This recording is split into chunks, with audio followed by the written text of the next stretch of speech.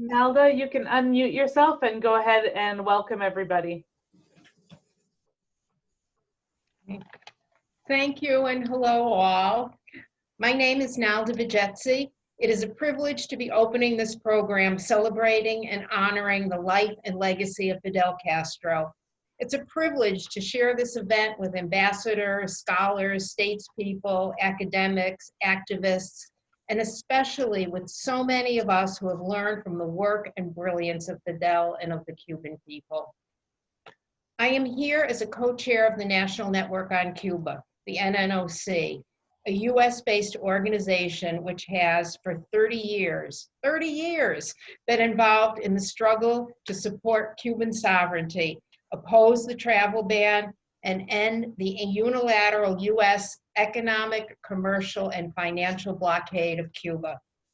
Thinking back, there are so many lessons that we have learned from Fidel, who from the first days of the triumph of the revolution prioritized education and healthcare, not only for the people of Cuba, but for the entire world community. Many of us in the US have participated in a host of activities, traveling to Cuba in defiance of the travel ban, participating in the struggle to return Elian Gonzalez to his home, the campaign for the freedom of the Cuban Five, legislative advocacy, including working on state and local resolutions, and of course, various efforts to increase awareness of medical opportunities offered by the Cuban Medical School, ALAM. Cuba already had a long history of medical internationalism, but after the hurricanes in Central America, Fidel realized that Cuba could also provide medical education and immediately mobilized efforts leading to the creation of the Latin American School of Medicine, ALAM. I remember Cuba's offer to send medical personnel to the United States after Hurricane Katrina and the US arrogant rejection of this selfless offer. This group of specially trained medical professionals, the Henry Reef Brigade, which will celebrate its 20th anniversary in September, then traveled to Africa to lead the fight against Ebola. Today, the Henry Reef Brigade is serving in over 24 countries around the world, treating COVID-19 patients. Imagine over 24 countries with volunteer Cuban medical staff. The least that they are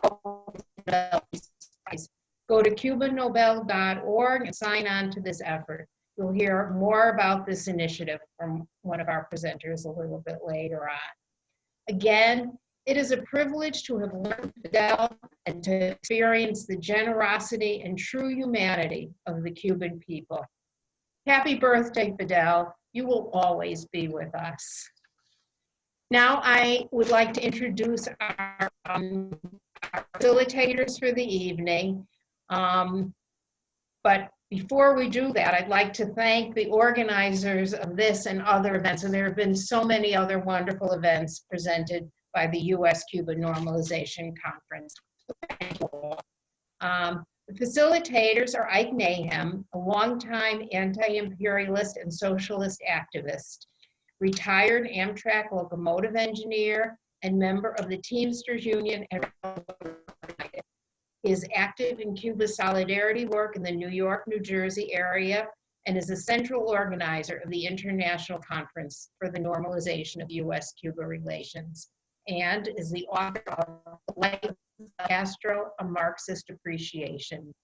And our other facilitator is Tamara Hanson, executive member of the Canadian Work on Cuba, coordinator of Vancouver Communities in Solidarity with Cuba, VCSC, and author of 5 Decades of the Cuban Revolution, The Challenges of an Unwavering Leadership. And now we are going to hear a musical and video presentation by Raul Torres. Thank you.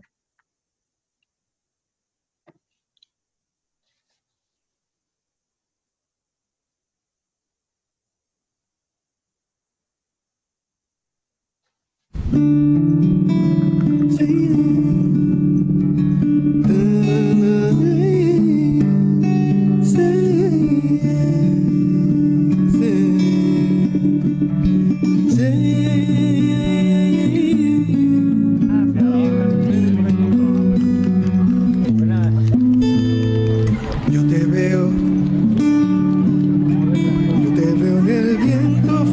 buscando el oxígeno en quien se quiera inspirar, como el elemento quinto y misterioso que falta en la humanidad. Es así, yo te veo, yo te veo.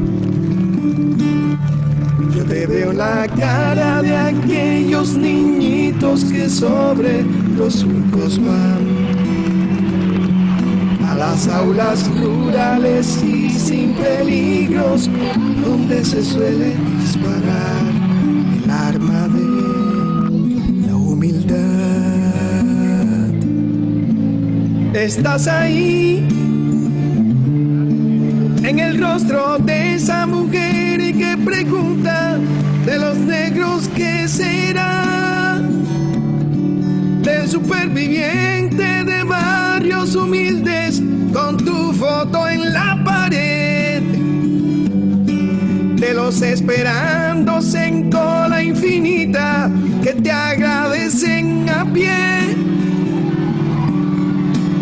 Yo sé muy bien dónde tú estás. Me dirán que es loco todo lo que canto, que soy negro trovador. Que harán ardides contra mis canciones. Los tontos no ven el sol, no ven el sol, no lo ven. Yo te sé, yo te sé rompiendo ultras siderales, fronteras de la maldad. Por eso sonrío cuando alguien me ataca, me hace más fuerte y capaz. Estás en mí, más allá, el sonido de la libertad. Cantaré cuanto me dé, eterna es mi fidelidad. Estás ahí y más allá, en el sonido de la libertad. Te cantaré cuanto me dé, eterna es mi fidelidad.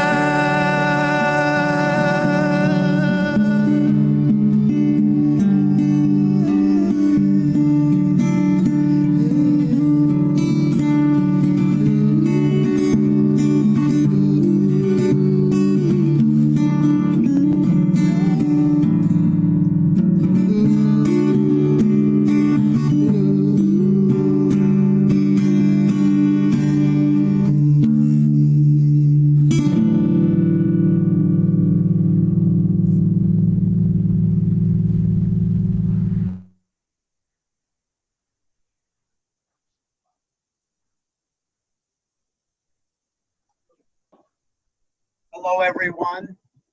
My name is Ike Naham. I'm one of the co-chairs, along with Sister Tamara Hanson. The International U.S.-Cuba Normalization Conference Organizing Committee is excited to host this extraordinary international webinar to celebrate the life and legacy of the revolutionary leader, our brother Fidel Castro. This is the 10th Cuba Solidarity webinar that we have organized since our rescheduled March 21, 22 international conference, when we, like everyone else in this world, had to carry out a shift in our solidarity and anti-blockade work as the realities of the COVID-19 pandemic unfolded. Many thousands of people have watched these webinars on Zoom, on Facebook, YouTube and Twitter, and made contact with us since then. And I see our numbers are growing pretty strong tonight. Aside from the people that are watching on Facebook and so on, we have up to 435 so far direct participants on this call. Please go to our website, which I hope somebody will put up in the chat or on the screen, and see the breadth of our expanding collective work to defeat the blockade. The annual vote at the United Nations General Assembly overwhelmingly against the blockade has now been scheduled for May 21st, 2021. At the center of our work since March has been the living example of revolutionary and socialist Cuba, Fidel's Cuba, in this world medical crisis. Our movement launched the Saving Lives campaign for U.S.-Cuba-Canada medical collaboration, which will be highlighted later in this webinar. The criminal bipartisan Washington blockade has deepened and escalated under the Donald Trump White House and the State Department before and after the pandemic exploded. The appalling misleadership of the Trump administration and the U.S. government in the pandemic remains on full display. Nevertheless, they brazenly and shamelessly assert outrageous slanders against Cuban medical internationalism and the Henry Reef Brigades. You are going to hear the truth tonight. Tonight's program will bring out so many special aspects of Fidel's amazing legacy: the international solidarity, the fight against racism, the leadership of advancing the emancipation of women, the revolutionary diplomacy, as a military commander, as an extraordinary orator with great literary skills, and much more. Any of these stand out on their own. Any one by itself would mark an exceptional life.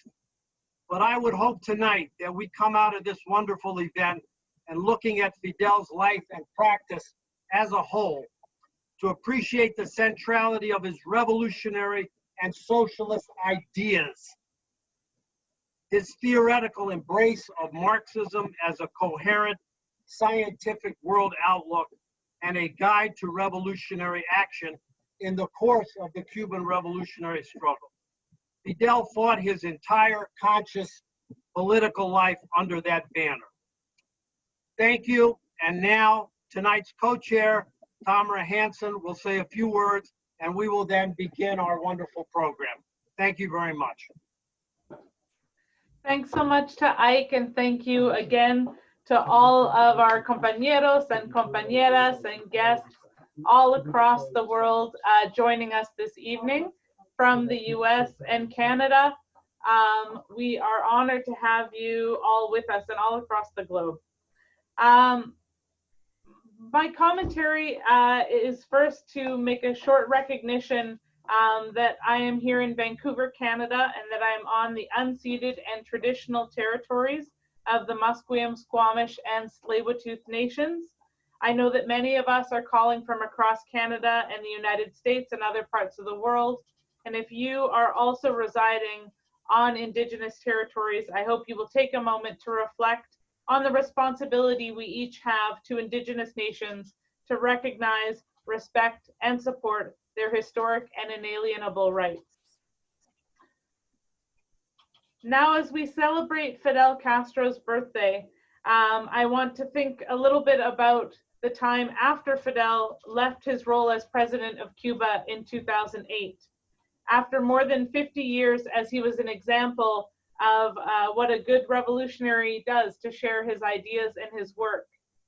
But for the following 8 years of his life, Fidel Castro, after leaving the presidency of Cuba, continued his role and leadership in the Cuban Revolution in other forms.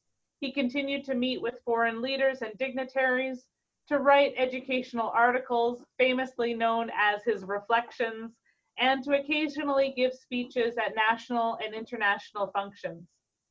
4 years ago, in April 2016, at the closing of the 7th Communist Party of Cuba Congress, Fidel Castro addressed what it means that the Cuban Revolution will now be handed down to a new generation who were not alive during the battles in the Sierra Maestra.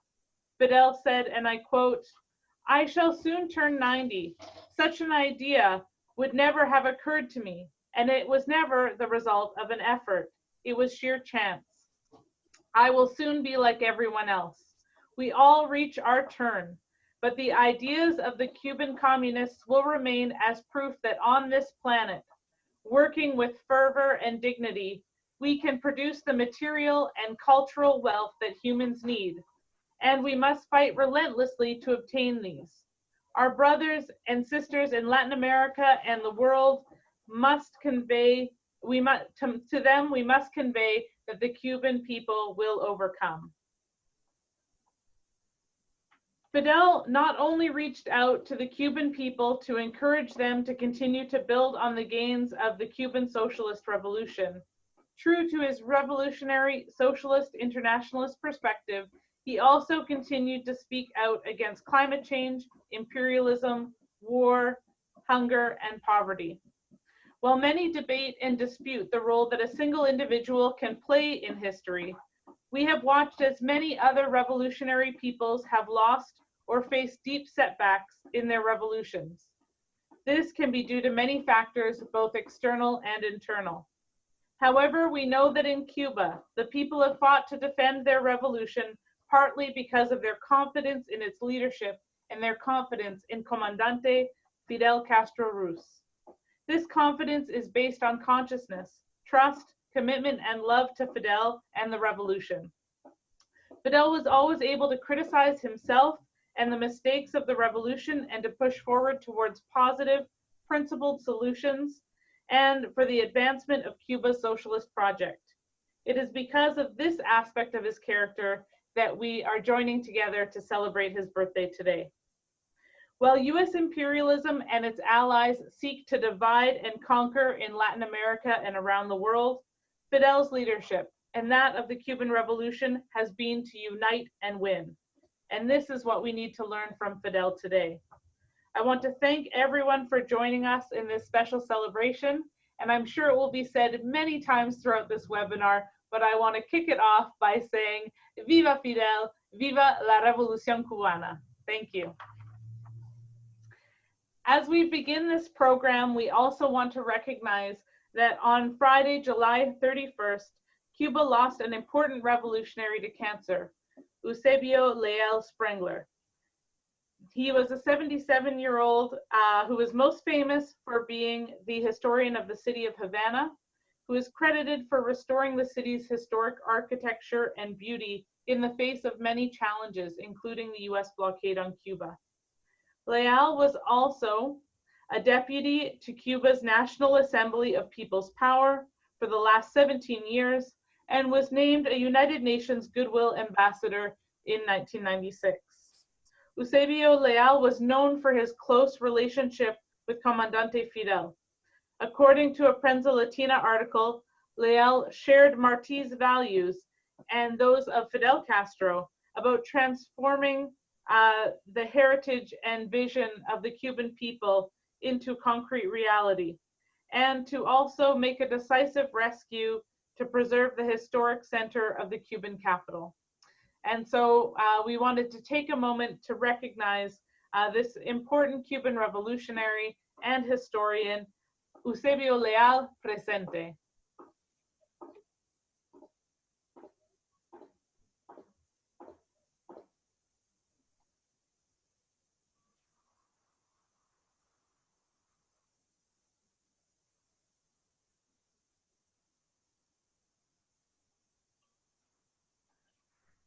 So we thank all of you for being here again with us today, and I'm going to hand it over to Ike, who is going to introduce our first video greeting in the program. Thank you. Thank you, Tamara. We're going to open this, the formal program with a very special video presentation before we bring on our the ambassadors that we are honored to have with us tonight. We have a very special message from Fernando Gonzalez. I think many people on this in this webinar know Fernando, who is the president of the Cuban Institute of Friendships for the Peoples, ECAP, which is having its 60th anniversary. And of course, Fernando is one of the Cuban 5 heroes. So we can begin his video message right now.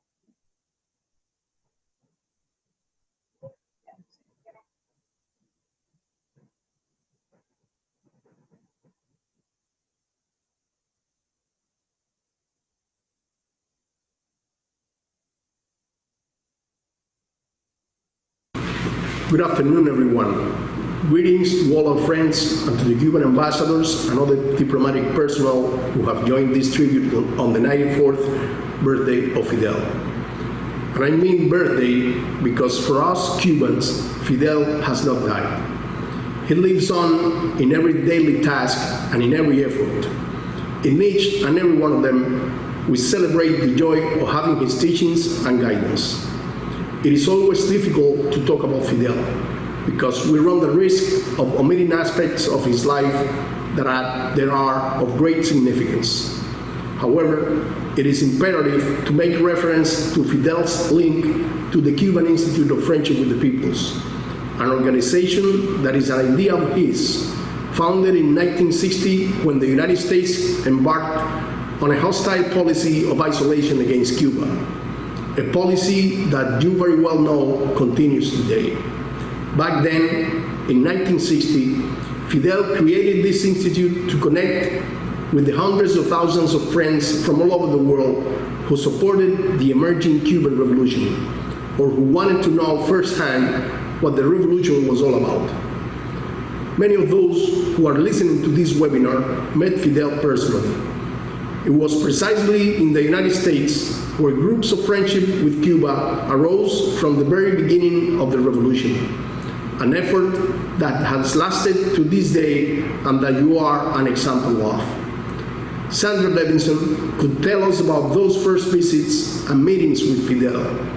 She did not stop in her work of solidarity through the Center for Cuban Studies in New York. Rosemary Milley, author of the book about the historical meeting between Fidel and Malcolm X, and she also took on the organization of Fidel's second visit to Harlem, to the Abyssinian Church in 1995, or our friends at Barazul Travel, who kept their commitment to organize groups of Cuban immigrants and Americans to visit Cuba despite the attacks on their offices and the travel restrictions, or the courageous members of the Venceremos Brigade who shared many days of volunteer work in the sugarcane fields with Fidel, or the caravans for Pastor for Peace organized, led by the late Reverend Lucius Walker, and defended today with courage and dignity by his daughter, Gail, or our friend Gloria Riva, whom Fidel asked to speak at the Revolution Square on May 1st, or even the more than 170 graduates of the Latin American School of Medicine who live today in the United States and who became medical doctors in Cuba, precisely at the invitation of Fidel. I cannot fail to mention the support from many of you who joined Fidel's call and actively participated in the campaign to free the Cuban Five. Even in the most difficult moments of our imprisonment, Fidel's support felt present and encouraged us to stand firm, as it did yours. The ICAP that Fidel created in 1960 currently has links with more than 2,000 Solidarity with Cuba organizations in 158 countries. Cubans are proud of an institution like ICAP, which has defended many just causes in the world for 60 years. Our commitment to Fidel is as strong as ever, and we will continue promoting international solidarity and friendship. Nowadays, we are facing a terrible crisis due to the COVID-19 pandemic. The world is in urgent need of cooperation and solidarity. Cuba, a nation blockaded to a genocidal extreme, is in need of solidarity. The United States government has blocked efforts by Cuba to purchase medical supplies to face the pandemic and has developed a cynical campaign against our medical international cooperation. It is not by chance that Cuban medical brigades, today saving lives in 28 countries, bear the name of the US citizens who did the most for Cuba, Henry Reef. The name for the brigades was chosen by Fidel himself. People in all latitudes who have confidence in the professional and human quality of Cuba's health workers. Thus, the growing world clamor for the Henry Reef Brigade to be nominated for the Nobel Peace Prize. Dear friends, together, all of us have still many tasks to accomplish. We have to continue fighting against injustice in any part of the world. and face the unjust blockade the Cuban people have endured for almost 60 years. You have upheld a truth which imperial voices have attempted to hide: the strength of the Cuban Revolution and its commitment to the well-being of the people and the world, as Fidel taught us all. Thanks for your solidarity, and let's continue the path that Fidel opened and led us through. Long live Fidel.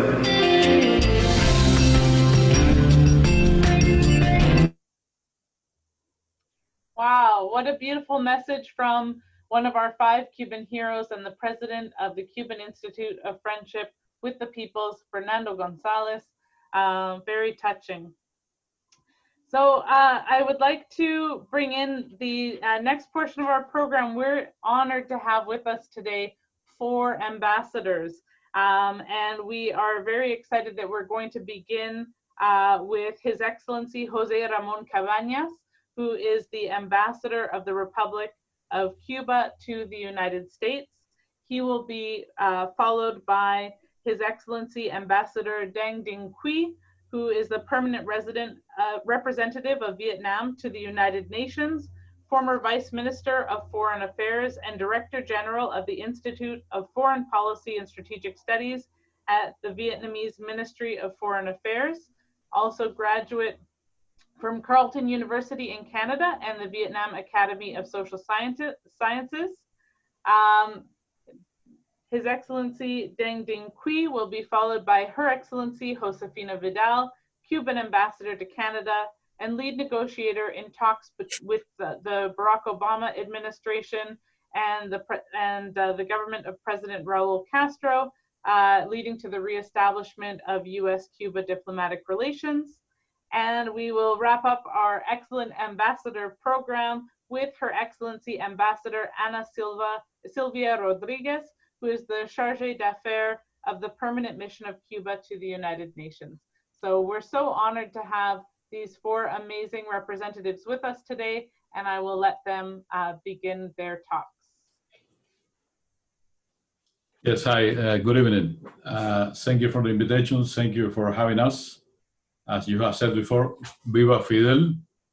And my regards to all the ambassadors and all members and all people participating in the webinar. We have people from United States, Canada, and I would say all over the world. In terms of Fidel Castro legacy, there is no doubt that his ideas, his works, his columns, as you mentioned, his reflections are a cornerstone, are the main asset for Cuba foreign policy, but particularly in terms of our bilateral links with the United States. Let's remember that Fidel visits to the United States before the revolution and immediately after the revolution in April 1959. By the way, we treasure at the embassy many pictures of those moments. He came to explain precisely the meaning of the Cuban Revolution, the many reasons why it took place. President Eisenhower at the time passed on the opportunity to meet him, and he was welcomed by then Vice President Richard Nixon, who evidently didn't get his message. He had the time to pay tribute to Abraham Lincoln at his memorial, and he exchanged views at the National Press Club. There are many pictures and documentaries on that. He had the opportunity to talk with hundreds of journalists, talking to social leaders. He walked all along 16th Street, where he exchanged directly with local population. And a lot could be said also about his visits to New York. Without any doubt, we can say that Fidel was the Latin American leader who welcomed more senators and congressmen from the United States for many, many years. And I would like to precisely to quote from one article he wrote, one of those reflections in April 6, 2009, when he referred to several visits to Cuba by the Congressional Black Caucus. The first of them was in February 1999, then in January, the year 2000. And he remembered, by the way, the role played by the Congressional Black Caucus for the return of the child Elian Gonzalez to Cuba. one of those campaigns where the solidarity movement in Canada and United States was pretty involved at the time. A third delegation from the CBC visited Cuba in May 2000, presided by Honorable James Clyburn, currently a minority whip at the House of Representatives in the United States. At that occasion, when was Fidel explained to them the project known as ELAN, the Latin American School of Medicine, and offered for the first time free scholarships at that school to the members of the delegation, I mean, to bring to Cuba young American students. As you remember, ELAN was created, and Nalda mentioned that a year before, 1998, when Central America was severely hit by a Mitch storm, and Fidel had the idea that to help those countries, not only by sending experts to support local population, but to create human resources in a sustainable way. Very soon he realized that this project will bring the attention of several countries outside Latin America and the Caribbean. The same offer was made at the time for American students by Fidel to religious organizations in the United States, among them Pastor for Peace, that was the first one, and the one responsible to bring many students to Cuba. The organization was presided at the time by Lucius Walker, a dear friend of Fidel, as many of you remember, and they selected the first students who came to Cuba.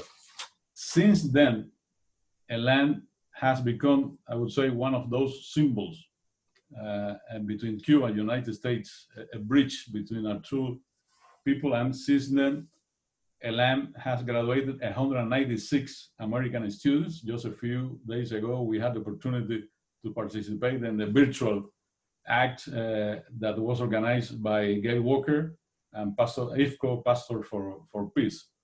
And we have still studying in Cuba 70 of them, 70 other students.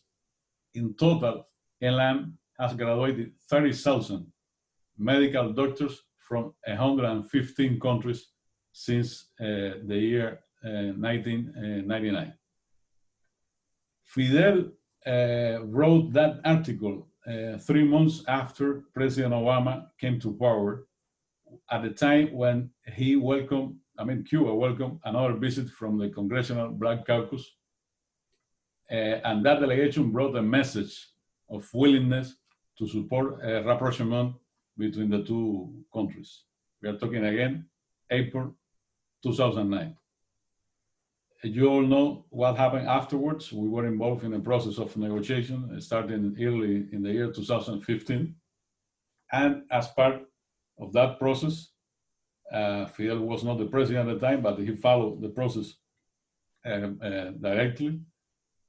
We were able to agree on different subjects, and we were able to sign 23 different MOUs. Among them, one very important in a matter that Fidel always provided a lot of attention, which is public health. Now, under the umbrella of that MOU, we were able to establish the first bilateral cooperation project on public health between Cuba and the city of Chicago, Illinois. By mid-2017, 4 Cuban experts were working with their counterparts in Chicago. Among the many activities around that project, we were invited to a public presentation on how medical systems in Cuba and United States could complement each other. And then one of the main speakers, and you will ask, which is the kind of relationship between all those subjects, well, one of the main speakers was a young, brilliant woman who graduated as medical doctor at ELAN years before. She started her presentation by saying, "Thanks, Papa Fidel." And she went on by saying that probably for some people, that term would not be politically correct. But she was thankful for Fidel simply because he provided her the possibility of becoming a medical doctor in a family with no resources to face that cost in the United States. Her example is not isolated. As we speak, you have almost, as I said before, 200 young medical doctors all over the United States who graduated in Cuba and are fighting COVID here. They are doing their best, respecting a principle that health is a human right and that all humans are equal and deserve solidarity and respect. They didn't came to Cuba from Cuba to make a fortune at fancy clinics, but to help low-income communities where they come from. Fidel has definitely a place at their hearts, probably even a picture at their homes, but more important, he has a presence among young people in Cuba, in the United States, and in many countries who firmly believe that a better world is possible. Thank you very much. Thank you for your attention.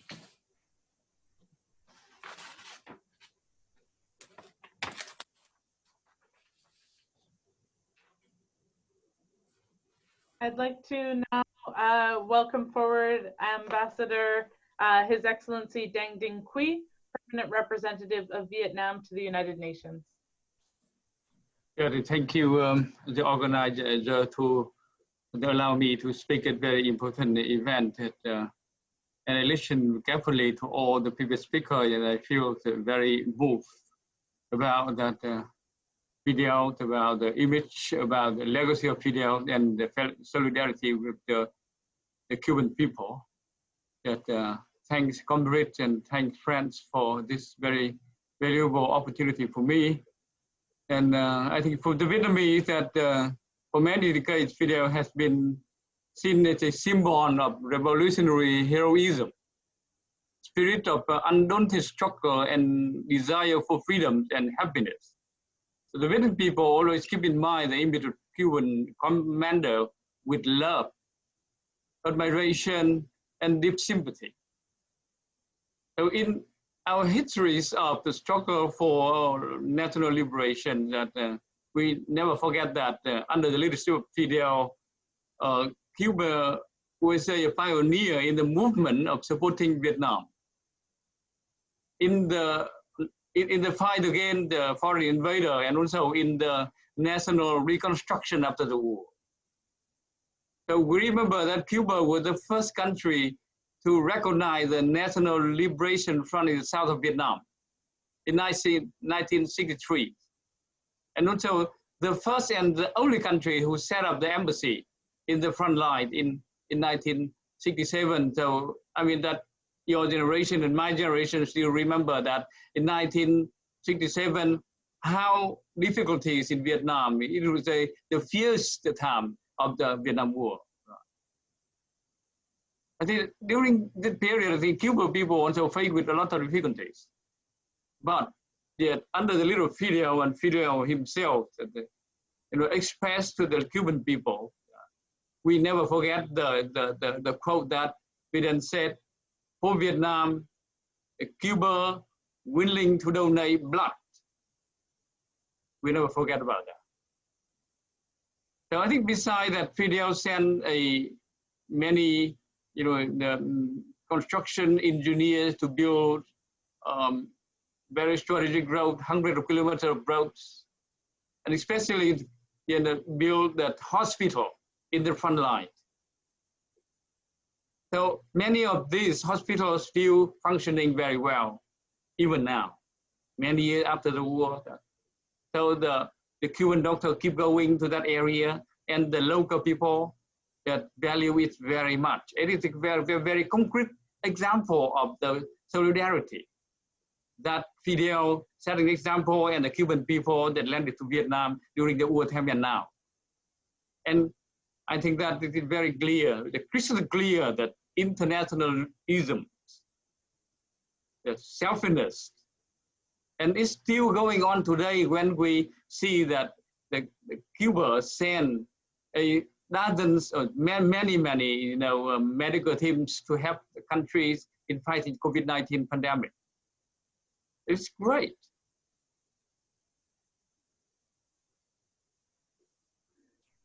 I think that during that course, I think that Fidel has very close relations with all our leaders. Let me share with you some, some image that, yeah.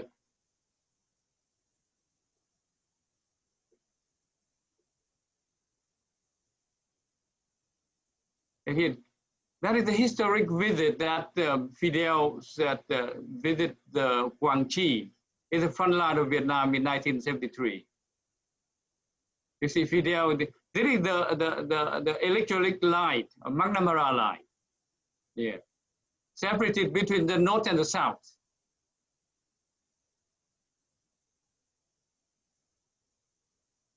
And everyone knows that pictures in the museum, the Revolutionary Museum of Vietnam, that Fidel and the leader of Vietnam on the top of the tents. Next to him is the Prime Minister of Vietnam, Pham Van Dong. You see it. Beautiful pictures, yeah. It's setting a great example of solidarity among the leaders of between two countries. And this is the General Giap. If anyone familiar with the Vietnamese, yeah, with the war against the foreign invaders, General Giap here.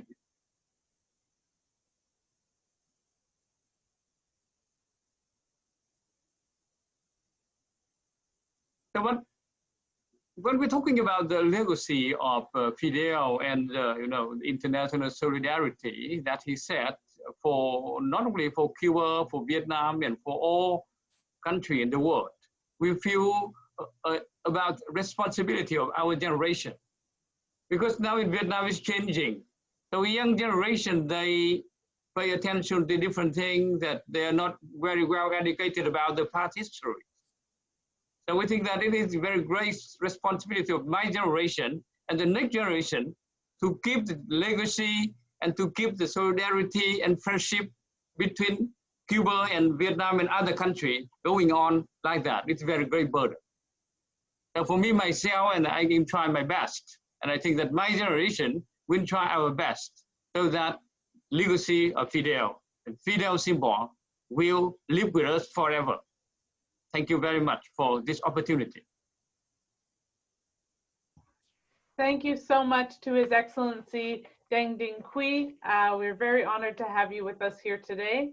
I'd now like to re-invite Her Excellency Josefina Vidal, Cuban Ambassador to Canada, to take the virtual microphone. Good evening, dear friends of Cuba. I would like to thank the members of different groups in solidarity with Cuba in Canada and in the US for the wonderful idea of organizing this tribute to our Fidel.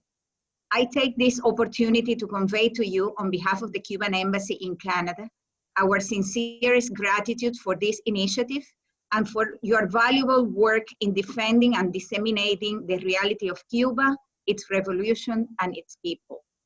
I feel deeply honored and privileged for the possibility you have given to me to celebrate together with you the life and legacy of Comandante Fidel Castro, the Commander-in-Chief of the Cuban Revolution, on the occasion of the 94th anniversary of his birth.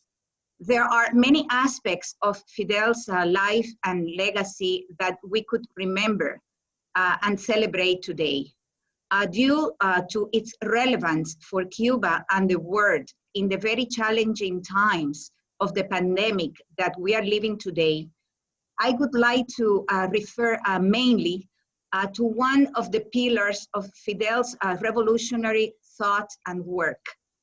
That is the defense of universal access and free health care as a fundamental human right for every human being, and associated to it the importance of training the necessary human resources and establishing an effective health care system at all levels that allows the exercise and enjoyment of this right by the people, and last but not least, the duty to contribute to the achievement of this right to access to health care in other countries in the world.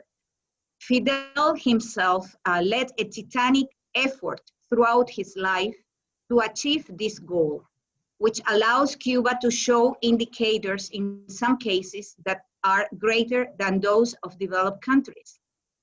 Just to mention two of them, today Cuba has more than 100,000 doctors, approximately 9 per 1,000 inhabitants, which is the highest number in the world.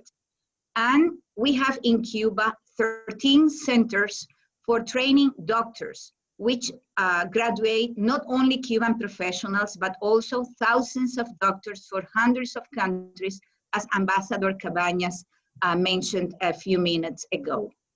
These undeniable achievements of the Cuban Revolution, which emanated from the visionary mind of Fidel, currently benefit the Cuban people and others in the world when we face the enormous challenge of a global pandemic. I would like to refer specifically to the Henry Reef Brigade, which also was the result of Fidel's visionary mind and whose creation I had the privilege to witness. As many of you know, Cuban medical internationalism was born almost together with the revolution, when a small medical brigade was sent to Chile in 1960 after a strong earthquake hit this South American nation. Since then, more than 400,000 Cuban doctors and health professionals have provided services in 164 countries. Based on this experience, the Henry Reef Brigade, highly specialized to intervene in situations of disasters and serious epidemics, was created in 2005. Due to my position at that time at the Ministry of Foreign Affairs, I had the enormous privilege of attending in early September 2005, the ceremony at the Havana Convention Center in which Fidel announced the constitution of this brigade. A couple of days earlier, at a TV appearance, Fidel had offered the assistance of 1,100 Cuban doctors to the city of New Orleans, hard hit by Hurricane Katrina.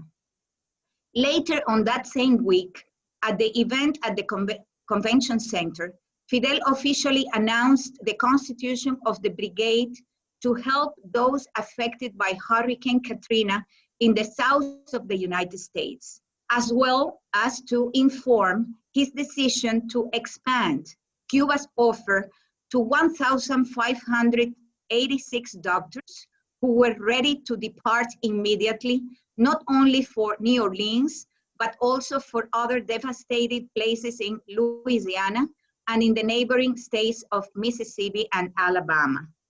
Today, I still have a very vivid in my mind the image of those more than 1,000 doctors sitting with their white coats and their olive green backpacks, listening to Fidel and ready to go to the aid of the American people. It was there at that event when Fidel declared that this brigade would bear the name of Henry Reef in honor of the young American from New York who fought for 7 years with the Cuban Liberation Army during our first war of independence against Spain until he fell in combat in 1876 as a brigadier general. I remember that at that time, the governor of Louisiana, Kathleen Blanco, responded favorably to the offer of assistance from Cuba and even issued an order to allow doctors not registered in the state of Louisiana to practice medicine, given the emergency situation created by Hurricane Katrina. However, unfortunately, the W. Bush administration rejected our offer and did not even mention Cuba in the long list of countries that provided aid to the people of Louisiana and other United States states. Fidel realized in advance that this could be the reaction of the United States government. And he told the doctors gathered for the occasion at that event in Havana, and I quote, "The Henry Reef Brigade has been created. And whatever the task you take on in any corner of the world or in our country, you will always carry the glory of the courageous and dignified response that you have given to the call for solidarity with the broader people of the United States, and specifically their humblest children, end of quote. A great deal has been written in recent months about the accomplishments of the Henry Reef Brigade since the moment it was created. Since 2005, 7,000 doctors, nurses, and health specialists who are part of this brigade have provided services in more than 20 countries. Among their most outstanding interventions, I can mention the 32 field hospitals that were deployed in Pakistan after the 2005 earthquake, the medical team that went to Indonesia in 2006 after the tsunami, the 1,700 health professionals who provided services in Haiti after the 2020 earthquake and afterwards to fight cholera in Haiti too, and the 3 brigades that fought Ebola in Liberia, Guinea, and Sierra Leone. The greatness of Fidel's idea in creating this brigade has been vividly revealed in recent months through the highly commendable work of more than 3,000 of its members in confronting the COVID-19 pandemic in almost 40 countries, from Latin America, the Caribbean, Europe, Africa, and the Middle East. They have joined forces with the more than 28,000 doctors already working in 59 countries before the pandemic was declared, many of whom have been trained to assist the host countries coping with the COVID-19. The selfless dedication and altruism of the Henry Reef Brigade has earned it the recognition and admiration of many in the world, despite the shameless and unsuccessful attempts by the current US administration to try to discredit the Cuban medical collaboration abroad.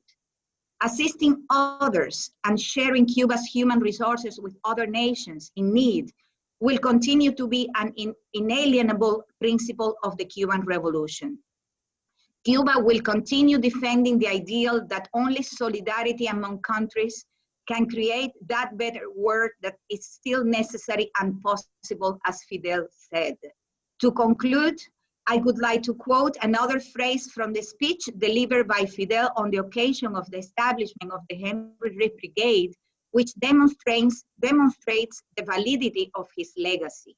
I quote, "Not once throughout its selfless revolutionary history did our people stop offering their medical aid in the event of catastrophes in solidarity with other peoples that require it.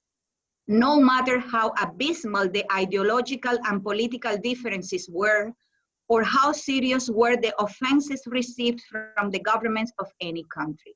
End of quote. 15 years after that historic event, this phrase continues to guide the work of our health professionals. 15 years after the birth of the Henry Reef Brigade, we continue to be moved by the expressions of respect and appreciation for our doctors in all the countries in which they serve. Fidel continues to be alive in each of the lives that our doctors save, and in any part of the world where people say, "Thank you, Cuba." Without the thought and work of Fidel, this would not have been possible. As a Cuban, I can only say today, thank you, Fidel. And to the friends of Cuba tonight, I say, thank you for your sincere tribute and for keeping Fidel's legacy alive. Hasta la victoria siempre, Fidel. Thank you. Thank you so much to Her Excellency Josefina Vidal. We are now very honored to have with us Her Excellency Ana Silvia Rodriguez, who is the Chargé d'Affaires at Cuba's permanent mission to the United Nations. I hand over the virtual microphone to you, Ana Silvia. Thank you and good evening, everyone. First of all, I would like to thank the organizing for putting in place this wonderful program.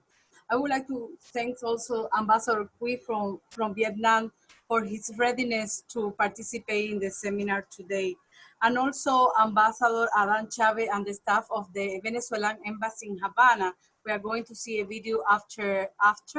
And also for his engaging in this seminar as soon as we request them to participate. I would like to start, as you know, with the trend of the revolution, a radical process of political, economic, and social transformation began in Cuba. And all this would also be clearly reflected in an entirely different revolutionary foreign policy. The foremost architect, organizer, and protagonist of this new foreign policy was Fidel himself, who in his conception drank from the root that shaped our nationality, from the legacy of the 1868 and 1895 war, from independence, and from the most advanced ideas and concepts of the entire Cuban People's Revolutionary Movement and of the international movement that preceded him. Cuba ceased to have a foreign policy reliant on and subordinated to United States in order to exercise at all levels, including the multilateral level, an independent national foreign policy no longer based on interest, but on solid principles that are constituent elements of our Constitution, which has guaranteed our country's continuity, consistency, legitimacy, and the recognition in the international arena. Since its inception, the Cuban revolutionary diplomacy has upheld principles such as the defense of sovereignty, independence, and social justice, internationalism, the unity of the country of the global South, international cooperation and solidarity, and the struggle against imperialism, colonialism, or neocolonialism that have not only delineated Cuba's foreign policy, but have also conditioned Cuban action in all contexts, both bilateral and multilateral. Fidel taught us to adopt, in addition, not in empty rhetoric, but in staunch defense, the basic principle of international law: respect for the sovereignty, independence, and territorial integrity of the state, the self-determination of the people, the rejection of the interference in the internal affairs of the other states, the right to international cooperation for mutual and equitable benefit and interest, the peaceful relation among states, and other precepts that make up the purpose and principle of the United Nations Charter. The land, the Henry Reef Brigade, the support to Vietnam in his fight against colonialism that the previous speaker spoke about it, are concrete examples of our principle of foreign policy. In his address at the United Nations General Assembly in 1960, all these principles of the Cuban foreign policies can be summarized, and I quote, "In sum, we support all the noble aspirations of all the peoples. This is our position. We support and shall always support everything that is just and stand against colonialism, against exploitation, against monopolies, against militarism, against the armed races, against war games. We shall always be against those things. That shall be our position." End of quote. In addition to this quality in his thinking, many have said that Fidel traveled to the future and returned to warn us the calamities and the challenge that would soon beset mankind. We also remember his historic speech at the Earth Summit in 1992, when many did not even know the words global warming or climate change. But Fidel was already calling us to come together in the defense of our planet through sustainable consumption and production, and not through arms race. Fidel also advocated for multilateralism as the only path to move toward a democratic, fair, and equitable international order that meets the call for peace and sustainable development of all peoples, on the understanding that no country, however powerful it may be, can face on its own global challenges such as climate change, the global drug problem, or the organized transnational crime, or COVID-19. And he also taught us that only through cooperation and dialogue can we face mankind's common challenges. He recognized and actively defended the enormous importance of the unity and mobilization of the country of the South in the joint solution of their common problems, an idea that remains fully valid today, when regrettably the abysmal inequality separating developed and developing countries is increasing, and where we're still far from eradicating poverty, hunger, diseases, and illiteracy that hundreds of millions of human beings still suffer from. His leadership as a statesman and world leader was evident in his visit to the United Nations headquarters, whose imprint and oratory left indelible marks. His memorable speech in October 12, 1979 still reverberates in the General Assembly Hall, and its validity, more than 40 years after it was delivered, is unquestionable.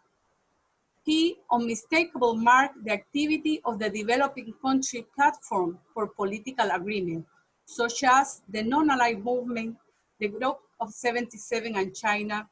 Memorable examples include Cuba's two-term chairmanship of the non-aligned movement, his vision and leadership, which led to the holding of the first Tau Summit of the Group of 77 in Cuba, his recognition as host of the Ibero-American Summit held in Havana, or at the summit held annually by the Cuban with the CARICOM countries, among many others. Peter Thompson, president of the United Nations General Assembly, at its 71st session, during the General Assembly memorial tribute to the Commander-in-Chief on the occasion of his death, said, and I quote, "Castro embodied the struggle of the Global South for independence, justice, and development. Castro's activism in pursuit of a fairer and more equitable world made him a symbol of resistance and inspiration to people across the world in Latin America, Africa, and beyond.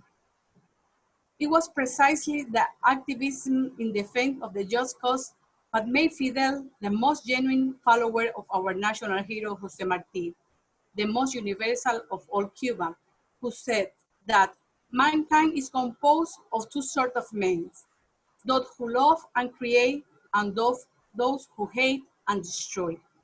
The inspiration that Fidel engendered in those who, like him, love and create, regardless of the country we come from, must lead to an activism that advances the common cause of the humanity and not the interests of the elites. In 1960, at the General Assembly, Fidel said that, and I quote, "The problems of the world are not solved by the use of threat or by sowing fear. Let the philosophy of plunder disappear, and the philosophy of war will have disappeared," end of quote. At a time when humanity is facing a common enemy of historic proportions, Fidel's ideas constitute unavoidable truth which should inspire us to love and create, which should inspire us to promote multilateralism, dialogue, international cooperation, and solidarity. I thank you. Thank you so much to Her Excellency Ana Silvia Rodriguez for that wonderful presentation, and thank you to all four ambassadors. We've had some technological challenges today, and we're finally live streaming on YouTube, which is fantastic. That means that our compañeros and compañeras in Cuba are now watching us live online. Unfortunately, many of you know that the Zoom platform is an American platform and is not accessible in Cuba. But we are very honored that we have now that connection through YouTube with our friends, especially at the offices of ICAP, the Instituto Cubano de Amistad con los Pueblos. We know that they're doing a live screening, and we also know that we have friends from the Unión de Jóvenes Comunistas, from the Union of Young Communists, watching us live on YouTube. So a big hello. We have over 500 people participating on Zoom and through YouTube, and that's a big honor for us for our celebration for Fidel. I just wanted to introduce quickly myself and my co-chair before we continue our program to those who are just joining us on YouTube. My name is Tamara Hanson, and I'm an executive member of the Canadian Network on Cuba, the coordinator of Vancouver Communities in Solidarity with Cuba, an author of 5 Decades of the Cuban Revolution, The Challenges of an Unwavering Leadership, and an editorial board member of the Fire This Time newspaper based in Vancouver, Canada. And my co-chair today is Ike Nahum, who's a longtime anti-imperialist and socialist activist. He's a retired Amtrak locomotive engineer, member of Teamsters Union and Railroad Workers United. He's active in Cuba solidarity work in the New York, New Jersey area, and a central organizer of the International Conference on the Normalization of U.S.-Cuba Relations, and author of The Life of Fidel Castro, A Marxist Appreciation. So the two of us are hosting an amazing program. We've got over 20 participants and panelists today, and we're really honored to be doing this together to celebrate the life and legacy of Comandante Fidel Castro. We're now going to go into poetry and then some video greetings. Our poetry is by Nancy Morejon. This is a poem that she read in an interview with Sally O'Brien and Peggy Gilpin.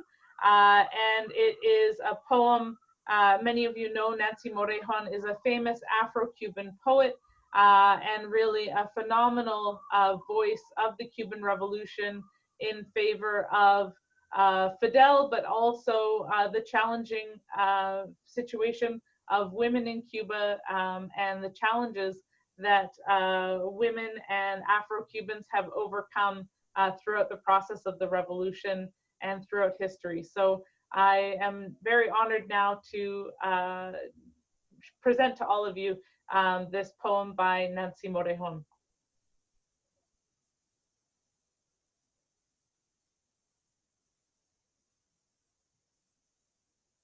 Nancy Morejon is Cuba's most renowned, most widely published and translated woman poet of post-revolutionary Cuba. Last year, on her 75th birthday, the Union of Artists and Writers of Cuba paid homage to her, and Margaret Gilpin from Cuba in Focus, the monthly radio program about Cuba on WBAI in New York City, was able to interview her. We've pulled from it Nancy reading her famous poem for Fidel in both English and Spanish. I will read the original, which was written in Spanish, because I read in Spanish and write in Spanish, but then I will read the English translation, Perfect. A very personal English translation. It's important, I want to tell that it was written during his lifetime, because there are other poems of mine written after he passed away. Ronda de la Fortuna.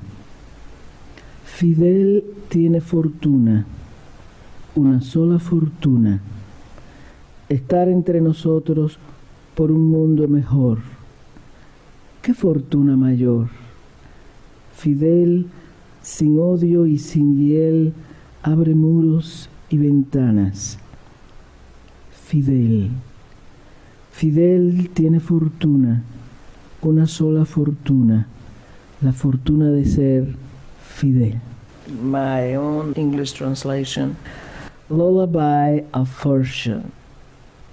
Fidel has a fortune, a one and only fortune, which is to be among ourselves for a better world. What a wonderful fortune! Hatredless and bitterless, Fidel opens windows and walls. Fidel has a fortune, a one and only fortune, the fortune of being Fidel.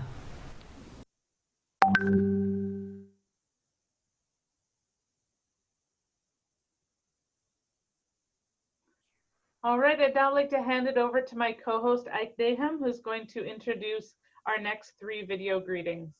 Ike? Thank you, Tamara.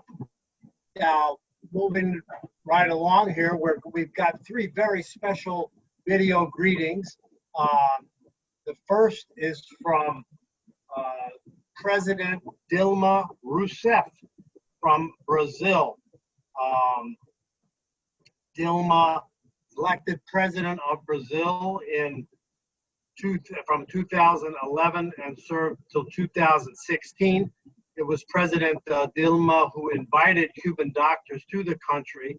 She was removed from office on trumped-up charges in a parliamentary coup in 2016.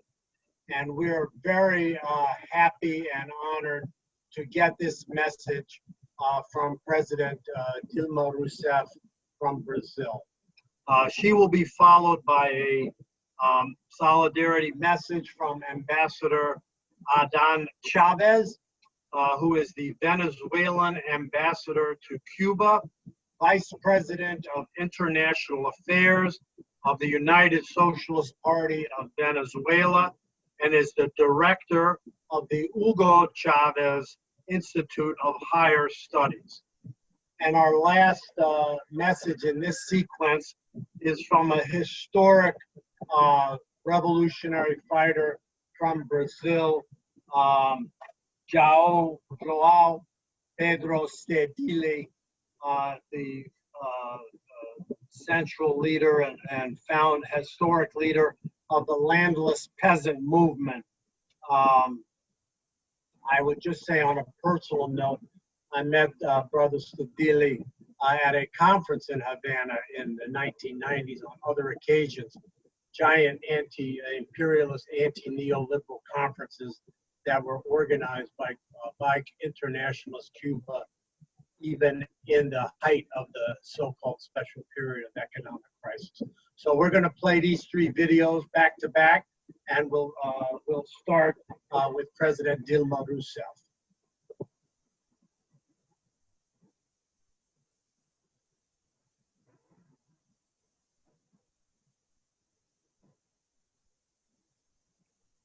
Agradeço a oportunidade de participar deste encontro, uma homenagem a Fidel Castro. É uma honra para mim estar aqui. Estamos vivendo uma pandemia devastadora, com milhões de mortes e uma das mais importantes ações em defesa da vida no mundo tem sido praticada pelas brigadas médicas cubanas Reef, criadas por Fidel Castro em 2005 para ajudar os povos do mundo inteiro no combate a doenças e a epidemias. Fidel Castro, um dos maiores líderes políticos da história, faria aniversário nesse 13 de agosto. E se estivesse entre nós, certamente estaria brindando orgulhoso a bravura de seus brigadistas da saúde e da vida. Desde o início da crise atual, Cuba enviou contingentes de médicos e enfermeiros a pelo menos 25 países, entre os quais duas nações da Europa, a Itália e Andorra. O exército de aventais brancos já vinha atuando em outros 38 países, mesmo antes da pandemia. Este trabalho traduz à perfeição o conceito que Fidel justificava para essa ação humanitária da medicina cubana. Aqui em Cuba, dizia Fidel, formamos médicos com ciência e com consciência. Faço questão de dizer que sou testemunha disso.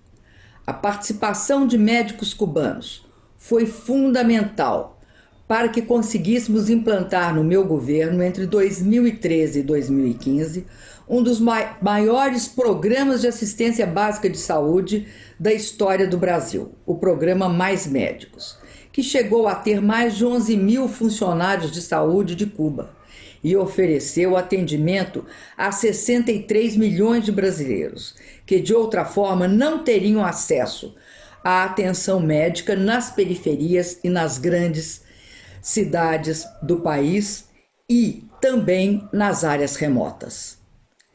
Infelizmente, O governo de extrema-direita que chegou ao poder no ano passado tratou os médicos cubanos à base do insulto e do constrangimento, o que os obrigou a deixar o país.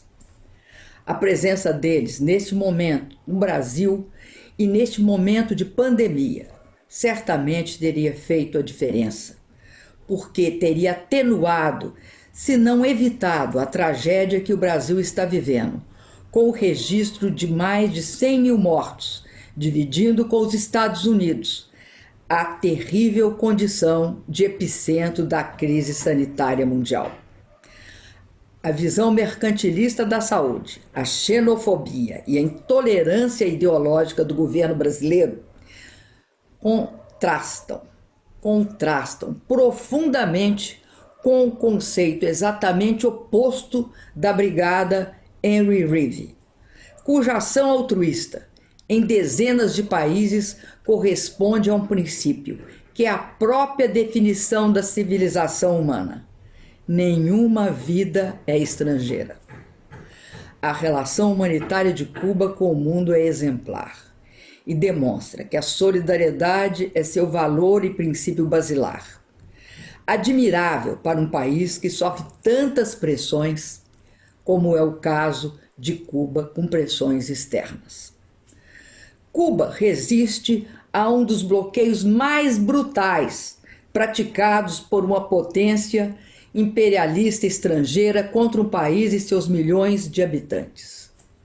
Fidel, sem dúvida, fez de Cuba uma barreira inexpugnável contra as investidas dos Estados Unidos.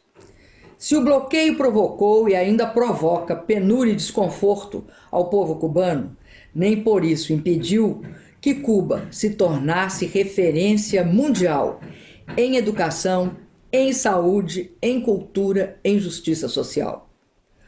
Cuba, ao longo de mais de 6 décadas, de implacável embargo norte-americano, manteve a integridade e a soberania do país e a dignidade de seu povo.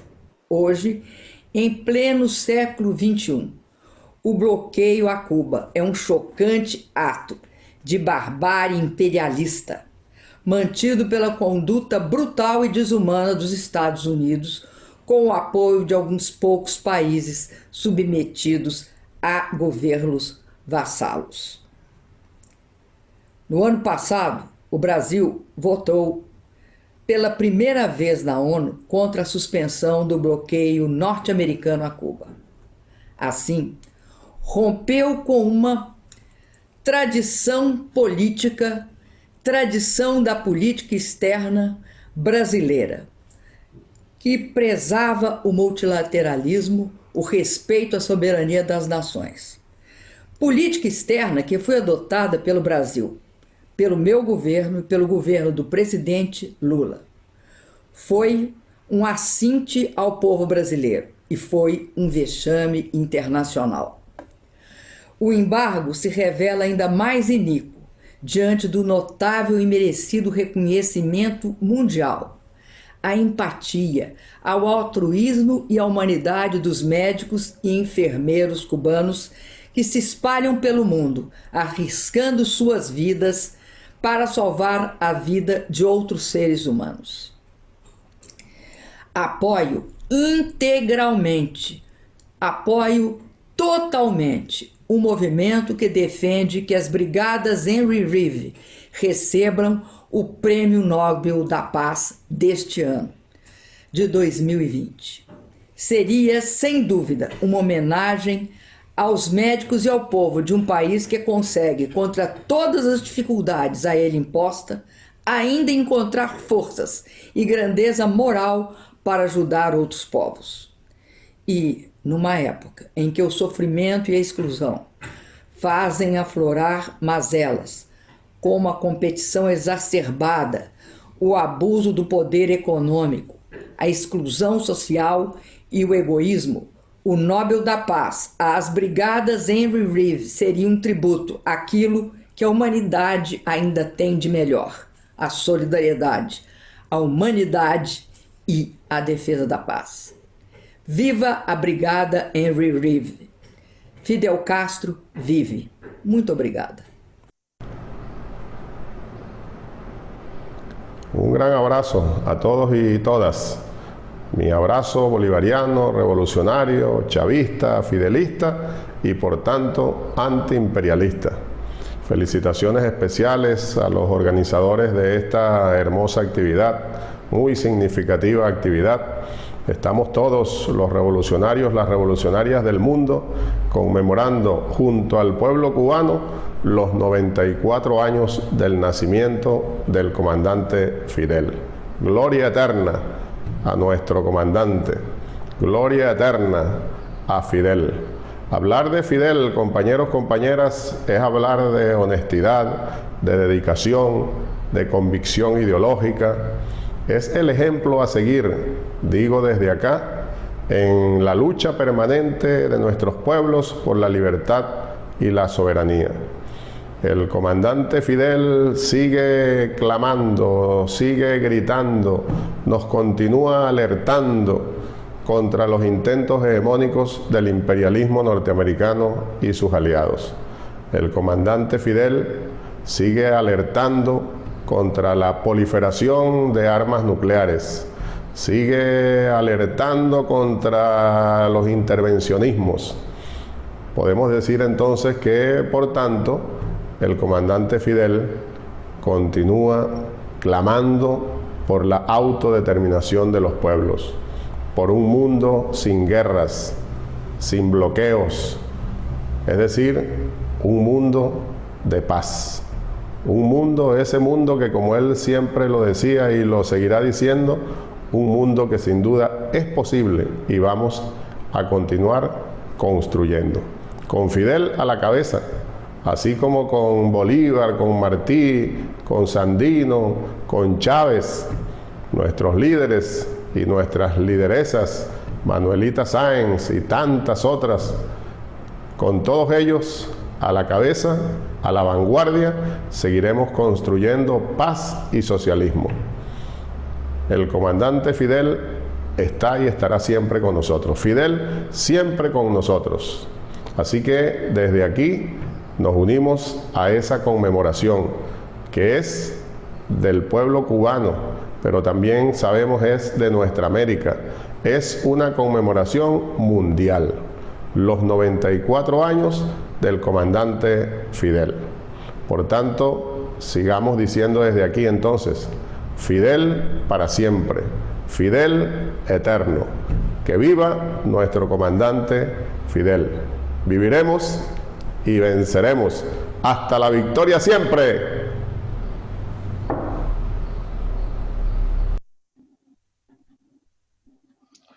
Compañeras y compañeros, por esos días estamos celebrando el cumpleaños de nuestro querido Fidel. Para nuestra militancia, yo creo que Fidel siempre cumplió un papel, un rol, como si fuera nuestro abuelo, el sabio. Como que en la duda siempre recurríamos a algún escrito, algún discurso, alguna referencia. Y si no había escrito ni discurso, su ejemplo, que está plasmado en la experiencia revolucionaria del pueblo cubano, del cual Fidel es una síntesis, yo creo, de esa experiencia colectiva de todo el pueblo. Es prácticamente imposible separar el pensamiento, la obra, las ideas, la praxis de Fidel con lo que es la revolución cubana, de lo que es la vida, la práctica del pueblo cubano. Y entonces yo creo que para nosotros del Movimiento Sin Tierra desde Brasil siempre tomamos esos ejemplos de la praxis revolucionaria para nos ayudar a animar a seguir nuestras luchas por acá, siempre mucho difíciles, contra el latifundio, contra las injusticias sociales. Y particularmente, yo creo que el sentido principal de vuestro ejemplo es la solidaridad. Ese ejemplo de solidaridad de toda la revolución cubana, desde los primeros días hasta hoy, es que marca como una señal de lo que es hacer cambios estructurales en la vida de la gente, en el proceso civilizatorio. Y el otro, ese amor y esa práctica de ustedes de valorar el estudio, el conocimiento. Fidel siempre fue aquel maestro que no entraba en clase, pero todo el día daba clase, estimulando a que todos nosotros estudiáramos, leyésemos, nos involucrásemos. Y quisiera encerrar les agradeciendo a Fidel y a todo el pueblo cubano por mucho que hicieron por los entierros de Brasil, en particular por el programa de la ELAN. Los médicos que tenemos pobres acá en Brasil y hijos de campesinos es porque se formaron en la ELAN, en Cuba y en la Venezuela. Y luego quiero agradecer también, porque fue una iniciativa particular de Fidel, el programa Sí Yo Puedo, en esa parcería inédita, Movimiento Popular, con los pedagogos cubanos. Y gracias a eso hemos logrado alfabetizar millares de compañeros pobres brasileños, que gracias a eso logramos hacer. Bueno, muchas gracias por todo lo que las brigadas médicas hicieron. Estamos empeñados para que esos viejitos del Nobel de Noruega tengan vergüenza y en vez de buscar ahí personajes de la geopolítica internacional, que pasen el premio de este año a las brigadas médicas cubanas. Viva Fidel, viva la Revolución Cubana, viva los cambios socialistas de la humanidad. Un gran abrazo a todos y a todas. Greetings. Wonderful. Those were fantastic video greetings from some amazing and honorable guests, and really an honor for us to share this celebration for Comandante Fidel Castro with those voices. I would now like to invite forward three organizers who are working with the US-Cuba Normalization Conference on our Saving Lives campaign, and they're going to explain a little bit about what this campaign is. I would like to invite forward Isaac Saney, who is representing the Canadian Network on Cuba, Cheryl Labache, who is representing the National Network on Cuba, and Sean O'Donoghue, who is representing La Table de Concertation de Solidarité Québec-Cuba.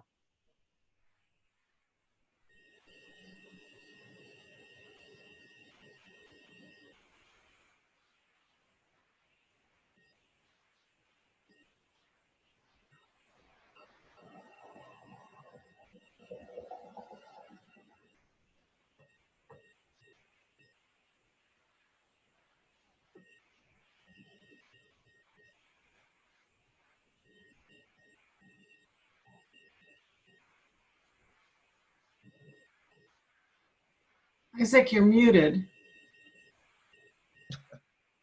My apologies. Salutations to everyone. Saludos a todos y a todos. While Fidel is no longer physically with us, he lives on in the work, power, and living example of the Cuban Revolution, which demonstrates that a better world is possible, a world built on justice, dignity, and solidarity. My name is Isaac Saney, co-chair and spokesperson of the Canadian Network on Cuba, the CNC. The CNC represents Canada-Cuba friendship and solidarity organizations across Canada. A principal objective is advocating that Canadian foreign policy regarding Cuba remains based on equality and respect for sovereignty and the right of self-determination. Together with the US National Network on Cuba and La Table de la Concertation de Québec, the CNC is an organizer and sponsor of the Saving Lives campaign. In the face of the COVID-19 pandemic, which is ravaging communities across the world, but particularly in North America, especially Black communities and other vulnerable groups, we launched the Saving Lives campaign, calling for medical collaboration and cooperation with Cuba. More than 165,000 lives have been lost in the United States. A study in the New York Times points the figure at actually much more than 200,000. So the situation is extremely serious and dire. As we noted at the time of the campaign's launch, a pandemic is by definition global. Surely in the face of this worldwide menace, now is a time for international medical cooperation and solidarity, a time for joint efforts to confront the COVID-19 pandemic. Cuba, as it has done so often, has risen to this historic task and challenged that imperils humanity. You have heard stories from previous presenters about the many countries that are drawing on Cuba's expertise in fighting COVID-19. And these medical missions have been dispatched to more than 24 countries and is part of Cuba's long history of medical internationalism. Cuba also offers treatment regimens, some of which are not available in the United States and Canada.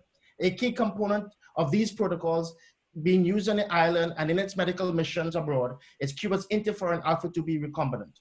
But there are other treatment protocols, other medicines that Cuba has used to successfully contain COVID-19 within Cuba itself and in many countries to which medical missions have been sent. The Saving Lives campaign's demands are simple. It calls on the US and Canadian governments to lift restrictions on access to Cuban medical expertise in order to more effectively combat the COVID-19 pandemic. Specifically, we call for allowing US Cuba-Canada medical, clinical, and scientific collaboration, including considering inviting Cuban medical brigades to provide direct medical assistance and or to provide advice and guidance in treating COVID-19. 2, incorporating Cuba's interferon alpha-2b recombinant in clinical trials in the US, Canada, and the World Health Organization, and the granting by the US Food and Drug Administration approval for Cuba's interferon alpha-2b recombinant. And 3, ending US economic and travel sanctions against Cuba, including extraterritorial nature and its horrible, horrendous attempts to stop all other countries from accepting Cuban medical brigades and assistance in all ongoing measures that prevent Cuba from accessing and importing medical equipment and medicines to confront COVID-19. We also support the campaign to award the Nobel Peace Prize to the Henry Reef Brigade. This would be a fitting tribute, not only to what Cuba has meant internationally, but also to the legacy of Fidel Castro. Viva Fidel, viva la Revolución Cubana, Fidel presente.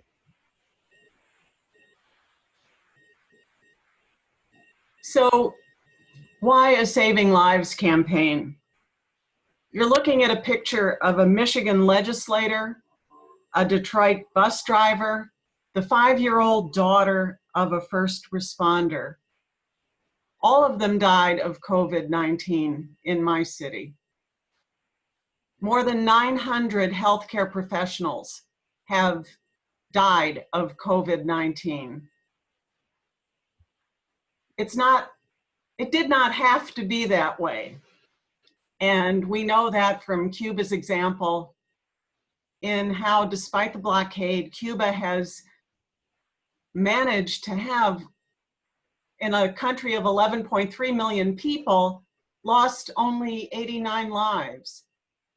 And they have done this without miracle drugs, but through discipline and science and really showing that there is a way to fight the pandemic.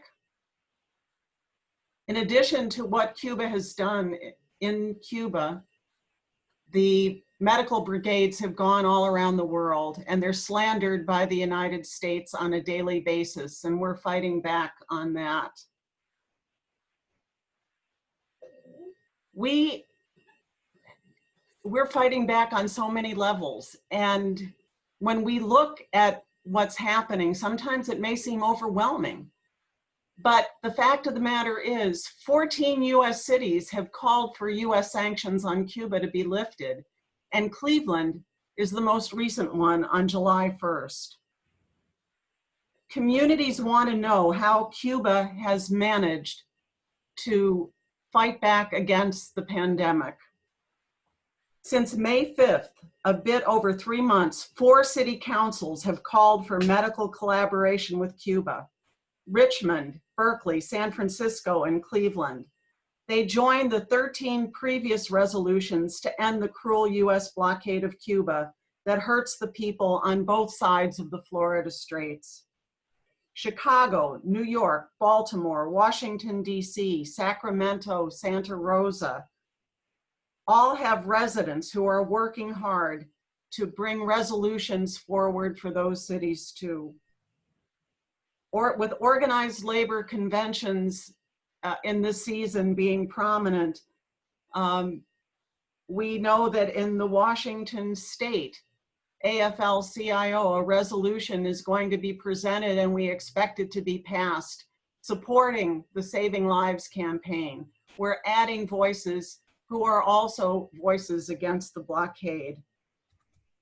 So the Saving Lives campaign, even though this is an election year and everything is swamped with electoral issues, the Saving Lives campaign has gained momentum, and we will be in an even stronger position with the help of others. Sean?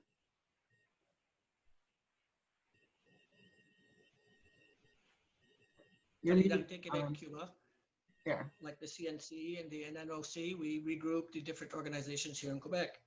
And I'm very pleased to be able to give our greetings to the ambassadors here, all the organizers, the co-chairs, and all the attendees, including our Consul General for Quebec and Eastern Canada, who is listening in.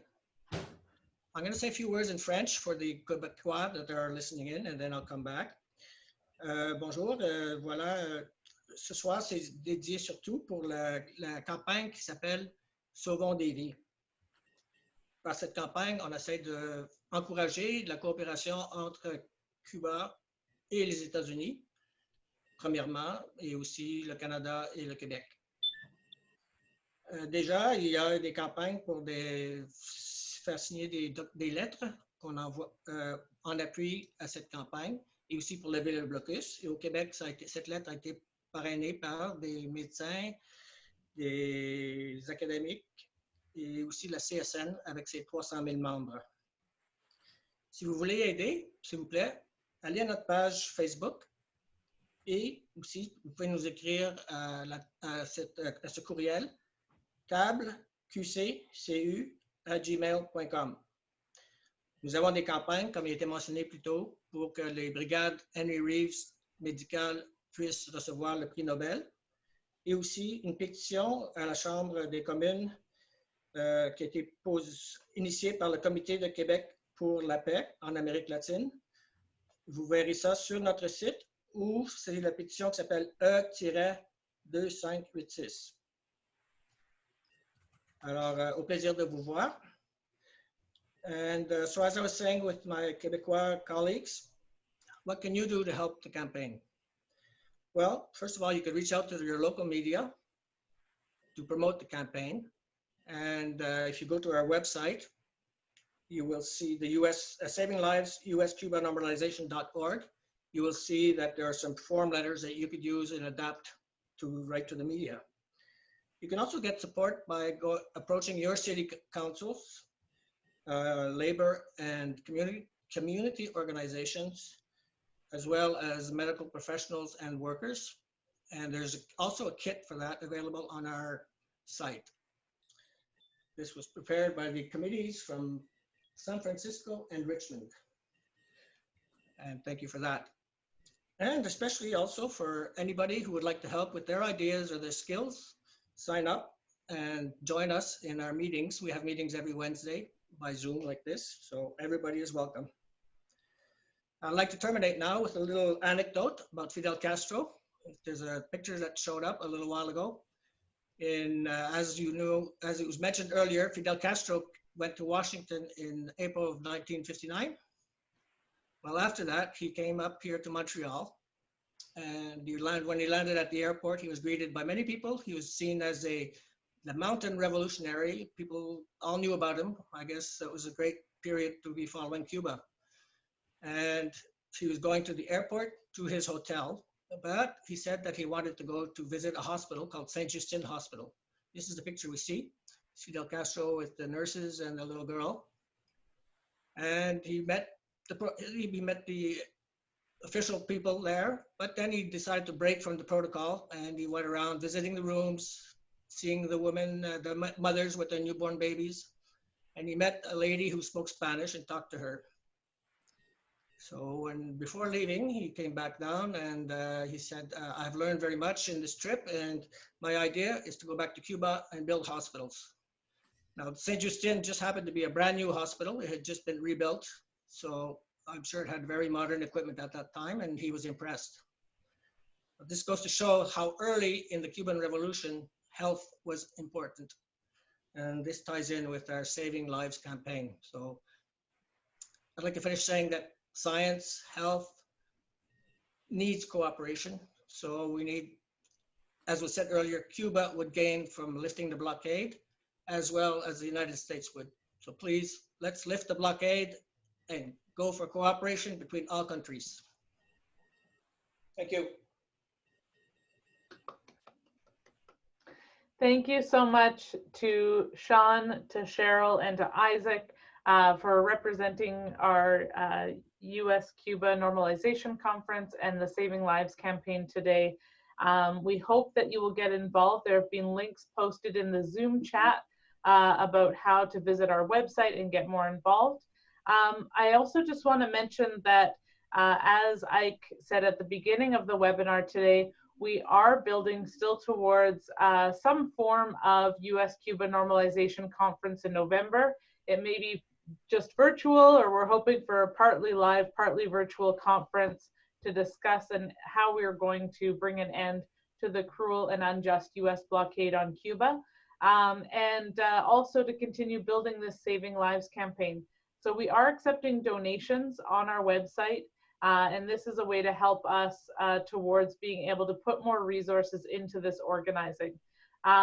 This tile is got the information on the conference, as well as other information that you will need to make your donation.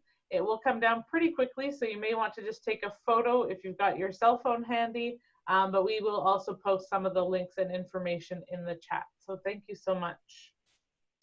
Ike, I hand it over to you for our next introductions.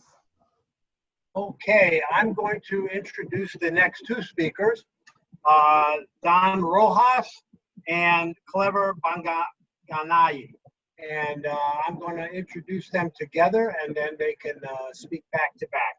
So Don Rojas was press secretary for the martyred Prime Minister of Grenada, Maurice Bishop, from 1981 to 1983, the executive political editor of the Real News Network, director of communications and international relations, the Institute of Black World, and founder of the award-winning The Black World Today.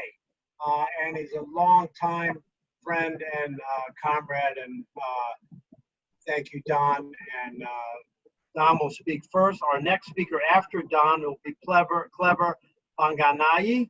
Clever is from the Friends of Cuba Society in South Africa, Focus. Clever is a Cuban-trained engineer who studied in Cuba from 1991 to 1996 during the height of the so-called special period of economic crisis and intensified U.S. economic war. Clever is a recipient of the Friendship Medal Award from the Cuban Council of State for his work in the campaign against the U.S. blockade and for the freedom of the Cuban Five. So these two very special speakers will start with Don Rojas. Thank you very much, Comrade Ike. Good evening, sisters and brothers and comrades. I am deeply honored and privileged to join with this distinguished panel this evening, as well as with sisters and brothers, hundreds of them around the world, who are viewing this virtual event online, and who have all gathered to celebrate the birthday of the incomparable Comandante Fidel Castro, one of the greatest revolutionary leaders of our time. I also bring to this event solidarity greetings from Grenadian revolutionaries, both at home and abroad. On this occasion, my mind is filled with indelible memories of the principled internationalist solidarity that was demonstrated by Fidel in the Cuban Revolution to the Grenada Revolution that was led by Comrade Maurice Bishop from 1979 to 1983. I recall the day in early 1980 when a Cuban ship arrived in Grenada filled with brand new construction equipment, from bulldozers to cranes to earth-moving trucks, there to begin the construction of Grenada's international airport, which is today named for Comrade Maurice Bishop. Fidel and Bishop enjoyed a very close personal relationship. Many of our Cuban friends have told us that Fidel considered Bishop almost as a son. And so when Fidel asked Maurice what was Grenada's highest priority in terms of the country's economic development, he replied, the construction of an international airport. In the months following the arrival of that Cuban ship, Fidel sent to Grenada medical brigades of doctors and dentists and nurses. They were followed by teams of Cuban engineers and architects who worked alongside their Grenadian counterparts to construct the airport, as well as to construct access roads to the airport. A few months later, dozens of young Grenadians traveled to Cuba to study in Cuban universities and technical institutes, to be professionally trained in a variety of disciplines. And many Grenadian youths, many more, joined that first team in the years between 1979 and 1983. Today, many of the Cuban trained professionals are proudly serving the Grenadian people. And I'm also very pleased to say that today, there are literally hundreds of doctors and nurses from Cuba who are scattered throughout the Caribbean, assisting in the fight against the COVID-19 pandemic. Permit me to recall the first time I had the occasion, the privilege to talk with Comandante Fidel Castro. It was on May 1st, 1981, the day, of course, celebrated around the world as International Workers' Day. And I recall very well Fidel's famous Three Giants speech, in which he talked about the three giants that are rising up at the very doorsteps of US imperialism. And of course, he was referring not only to the Cuban Revolution, but also to the Nicaraguan and the Grenadian Revolution. And in addition to Fidel, the other two main speakers on that day, of course, was President Daniel Ortega of Nicaragua and Prime Minister Maurice Bishop of Grenada. I can go on for many more minutes, but time is short. So I would just want to wrap up by saying that on this occasion, as we honor the life and legacy of Fidel Castro, I also want to honor the memory of the many Cuban internationalist workers who fought, shed their blood, and died defending themselves and defending their Grenadian comrades when the United States military, under the command of President Reagan at the time, invaded Grenada in October of 1983. On this occasion, I would like to honor their memory as well. And to say, finally, down with the illegal and immoral economic blockade of Cuba. Viva Fidel, long live the glorious Cuban Revolution. Thank you, Brother Ike. Thank you so much, Don. And now we're going to move on to Brother Clever Bangagnani, also an old and dear friend. And thank you so much. It's very late in the morning in South Africa. Thank you, Clever, for joining us and staying with us. And you have the mic.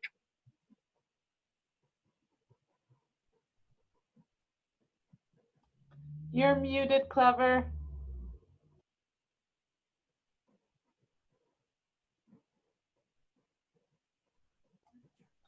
Just in the bottom left-hand corner of your screen. Perfect. There you go. Sorry about that. It's embarrassing for an engineer to be struggling with the it's just to speak. It's because it's early in the morning here. ambassadors, program directors, fellow panelists, and all the participants. It gives me an honor to participate in this heroic and historic virtual celebration of the 94th birthday of Comandante Fidel Castro. Please allow me to begin my input by giving a quote of our late President of the African National Congress, Oliver Tambo, when he visited Havana in September 1979. Open quote. "We extend our greetings to the Cuban people, whom we have come to know not merely by meeting them in their own country, but because they live with us in Africa. They fight with us, they die with us, they fail and win with us. They have become part of the struggling people of our continent," close quote. We arrived in Cuba in July 1991, and I had the privilege to witness the first visit of our former President Nelson Mandela when he visited Cuba in 1991, soon after his release from prison of Robben Island, where he spent 27 years, and what Fidel Castro actually called the hell. Cuba had just lost 80% of its trading partners after the collapse of the Soviet Union.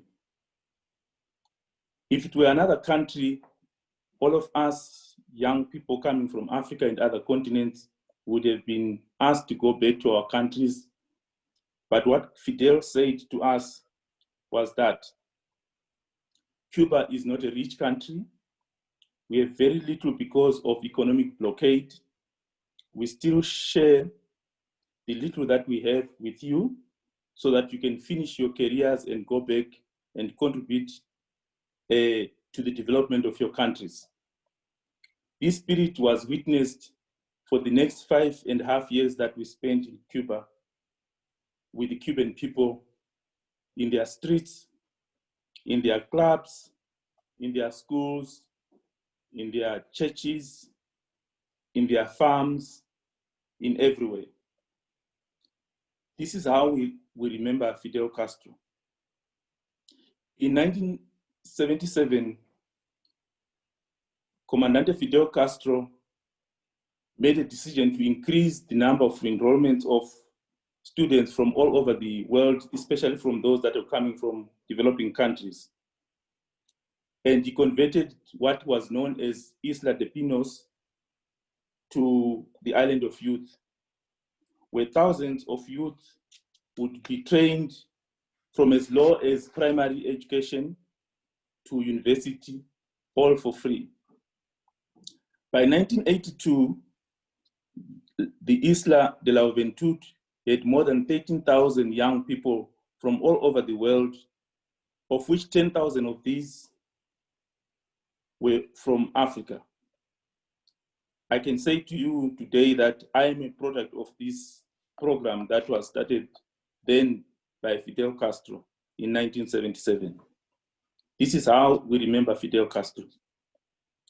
We cannot forget the Kasinga massacre, where hundreds of women and children were killed by the South African Defense Force on the 4th of March, 1978. A few weeks after the massacre, 600 Namibian children, most of whom were survivors of the Kasinga massacre, arrived in Cuba to study. Cuba opened its doors widely and generously to the Namibian refugees. This is how we remember Fidel Castro. As from then, thousands and thousands of young people came to study in Cuba. Cuba has been at the side of the people of Africa since the early days of the revolution. At the most critical moments of the struggles for the freedom and justice in this continent, the people of Africa have been able to count on the solidarity of the Cuban people. We have been ready to share their limited resources, their sweat, and their blood. Cuba's role in support of the liberation of Southern Africa at the cost of over 2,000 deaths and the engagement of over 350,000 voluntary combatants in over 15 years was a crucial step to help safeguard the territorial integrity of Angola, to pave the way for the independence of Namibia, and to defeat apartheid. Thousands of Africans have been trained as professionals in Cuba, while hundreds of thousands of Cubans, mainly youth, have spent critical periods of their lives in African soil as internationalists, both in a military capacity, but also as doctors, as teachers, as engineers, and other civilian activities without claiming wealth, reward, or retribution. It has been a history of unique and unbending solidarity that registers in the history of the continent as the most loyal expression of friendship. Cuba has undertaken solidarity not as a means of foreign policy, but as a moral and fraternal commitment to the people of Africa. Solidarity with Cuba is therefore a moral duty for the peoples of Africa. It must take the form of constant education for the younger generation, and it must be an active engagement of public support for Cuba and of the rejection of the US-imposed economic blockade, to the continued occupation of the Cuban territory by a military base in Guantanamo, and to the constant plans of political subversion in all its forms. History has shown and validated the significance of solidarity as a form of struggle.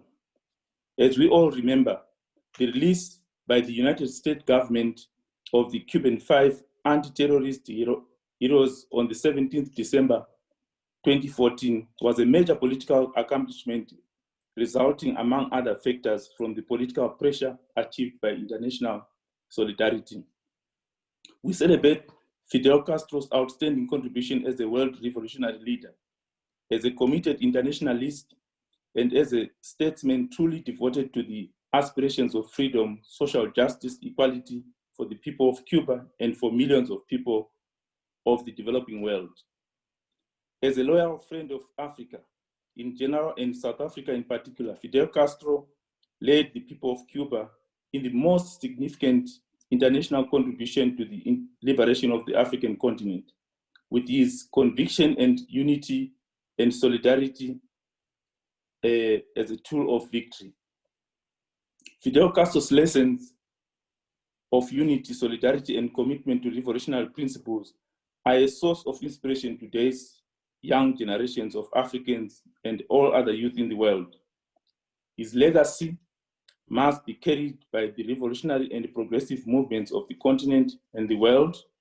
His profound political ideas must be widely shared, understood. Among others, we list that only socialism can ensure the conditions of survival of the human species,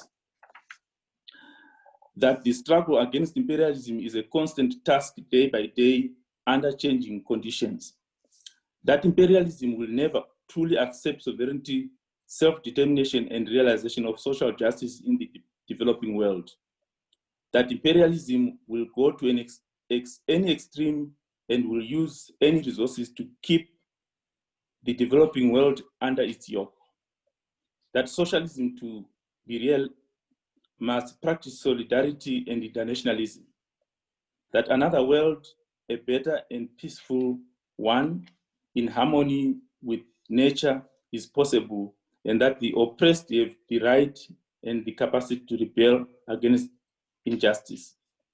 Revolutionary and progressive movements around the world, as well as organization and individual commitment to peace, to the respect of international law and justice, must mobilize in solidarity to defend Cuba. In popular activism and social movements, but we need to be re-energized. The Cuban Revolution continues to be a beacon of resistance against ambitions of transnational capitalism and imperialism. It continues to symbolize the hope that a better world is possible. It has become the revolutionary process of all of us, and it is our common duty to come out and defend it. While reorganizing the public declaration statements are important, we must ensure that our words and commitments materialize in the form of practical, tangible actions of solidarity. In this regard, we undertake to strengthen the effort to ask the American people to pressurize their government and Congress to go back to the process started by President Obama to normalize the US-Cuba relations. We demand once again that the US remove the illegal, cruel, inhumane, unilateral economic, financial, and commercial blockade on Cuba and unconditionally return the soil of Guantanamo Bay back to Cuba.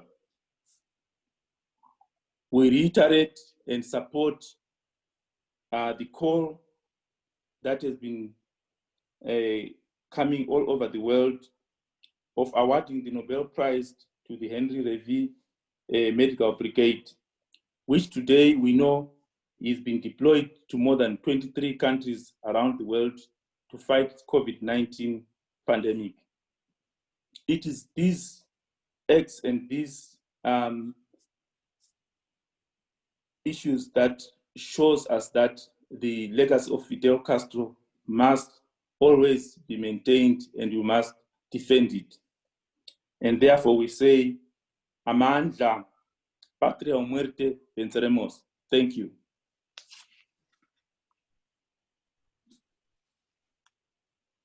Thank you very much, Brother Clever and Don Rojas.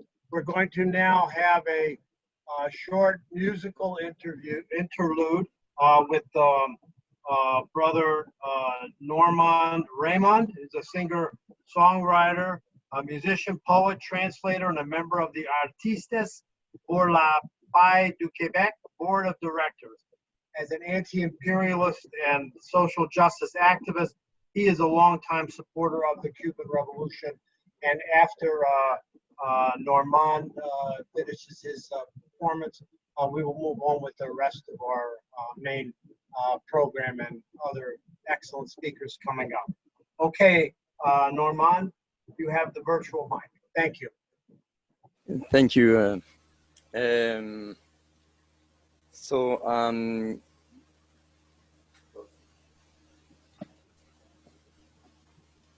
Good evening, bonsoir, buenas noches.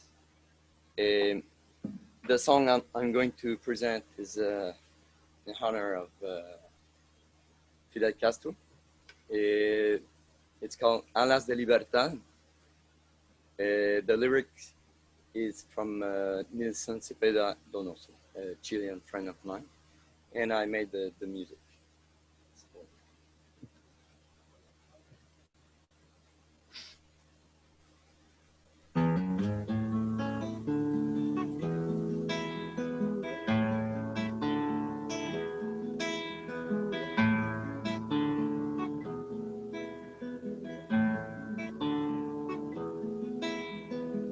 La libertad es amor, tú viviste amando, si también es padecer, tú viviste padeciendo, Fidel Castro, tú viviste padeciendo.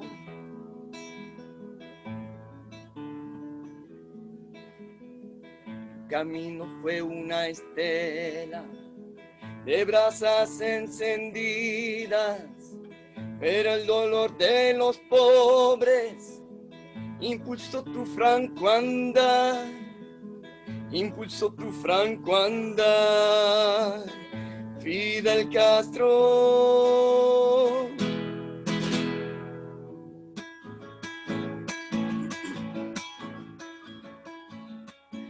podemos olvidarte, ilustre americano.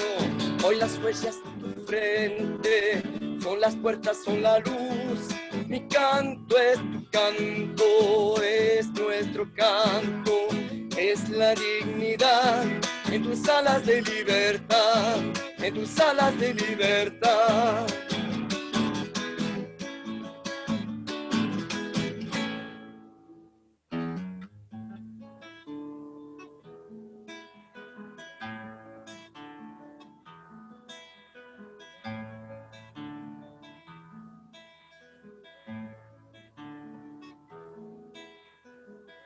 Cuba fue tu sangre, América tu estrella, bajo el cielo azul magenta, se oye el trino de tu voz, Fidel Castro, se oye el trino de tu voz.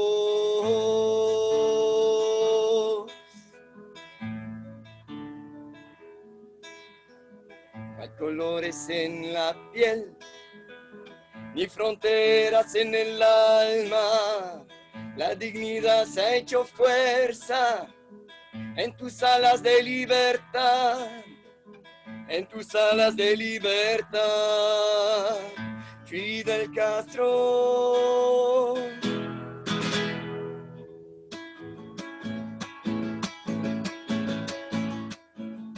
No podemos olvidarte, ilustre americano. Hoy las huellas de tu frente son las puertas, son la luz.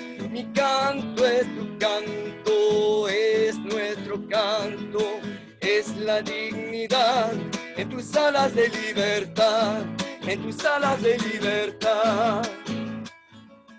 No podemos olvidarte, ilustre americano.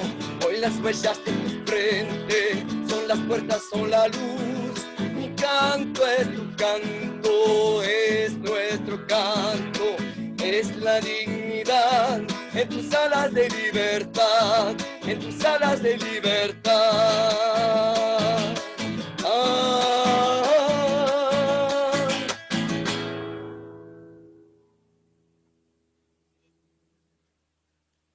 So, Wings of Liberty. Muchas gracias. Thank you so much. Merci beaucoup, Normand Raymond. Really fantastic to have you here with us on this wonderful celebration of the life and legacy of Comandante Fidel Castro. So I am going to go now to our next speakers. I want to let all of our attendees know that we have 3 more speakers today in the program, as well as more poetry coming up in this celebration for Fidel Castro. And I think that it's going to be a really dynamic and interesting continuation of the event. So I hope that you can all stay with us. I would now like to invite to the virtual microphone Mary Alice Waters.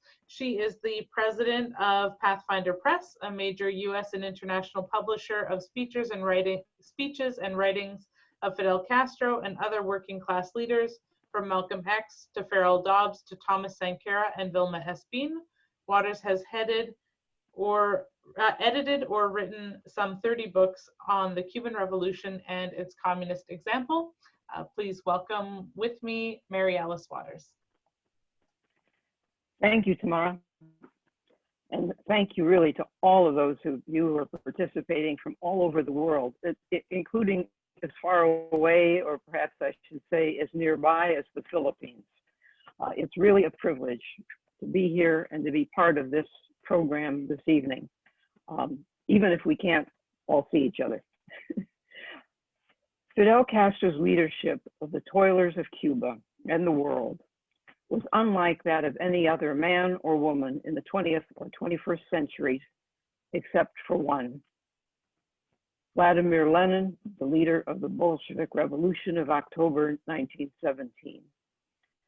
The central leaders of the 2 great socialist revolutions of the 20th century stand apart. Fidel enjoyed an unparalleled respect, both because he earned it, and because he never abused it. It was earned by shouldering leadership responsibility over decades of class combat. Fidel used the trust he enjoyed not to simply administer, but to lead politically. He was famous, and of course, some would say infamous, for his speeches lasting many hours, given to crowds of hundreds of thousands of Cuban working people standing in the blazing sun or under pouring rain, who hung on every word. And that rapport between Fidel and the humble, toiling peoples of Cuba was something his enemies could never even begin to comprehend. In those moments, he drew from his own experiences and understanding of the laws of history, of science, and of the class struggle to broaden the horizon of the Cuban masses, which is the real meaning of the word culture. He led them to see themselves as actors, not subjects, actors in the world, accomplishing what others deemed impossible. Most important was Fidel's ability to convey to the working people of Cuba and to all of us what we must be willing to confront and change in ourselves in order to organize and fight effectively against a powerful ruling class and its spokespeople who try to teach us the opposite, who try to convince us that our worth and our capacities are so limited that we must accept and submit to the exploitation, oppression, and compulsion on which the dog-eat-dog laws of capitalist rule depend. The social crisis for working people the world over that has been precipitated by the coronavirus pandemic serves to underscore that the example of the Cuban Revolution isn't limited to the health care and education that the manner of which Cuba upholds in practice as a human right across the world. However important that example is, which numerous of the speakers this evening, including Ambassador Vidal, explained so well. Here, as we see our loved ones condemned to die in nursing homes, deliberately turned into death chambers, and in overwhelmed hospital wards, we are taught once again that health and education are class questions, determined by the class that holds state power and its values. Cuba's example today is possible only because of the decisive revolutionary socialist victory conquered 60 years ago under Fidel's leadership. And that, above all, is why we pay tribute to him tonight. There are many moments over those decades when Fidel's leadership was decisive, and each of us might pick a different one, and each would be valid. But no turning point was more important than 1986, when Fidel initiated what was known as the process of rectification of errors and negative tendencies. That historic effort over a period of 5 years remobilized and remoralized Cuban working people as they joined together to build literally hundreds and thousands of housing units, clinics, schools, child care centers, and much more. In the process, they proved to themselves they could reverse the erosion of political confidence and their self-confidence that had accompanied elements of reliance on capitalist administrative methods copied from what was falsely labeled European socialism. The accomplishments of those years in Cuba were inseparable from the historic victory in Quito Carnaval and the defeat of the South African apartheid regime. But not only that, they were equally decisive in the capacity of the Cuban working people to confront and overcome the hardships of the special period of the 1990s, when many believed that Cuba was simply a tropical version of the Soviet Union and would suffer a similar fate. Tamara, in her opening remarks, quoted Fidel's words to the closing session of the 2016 Congress of the Cuban Communist Party, only a few months before his death. And in that brief talk, Fidel covered a great deal. He posed the question to the delegates, why did I become a socialist? Or more plainly, why did I become a communist?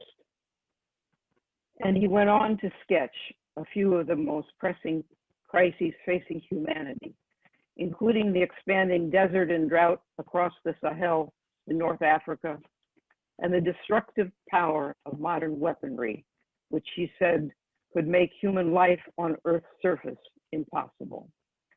And it's worth noting on the 75th anniversary of the horror of the bombing, atomic bombing of Hiroshima and Nagasaki, that the words of Fidel are especially timely.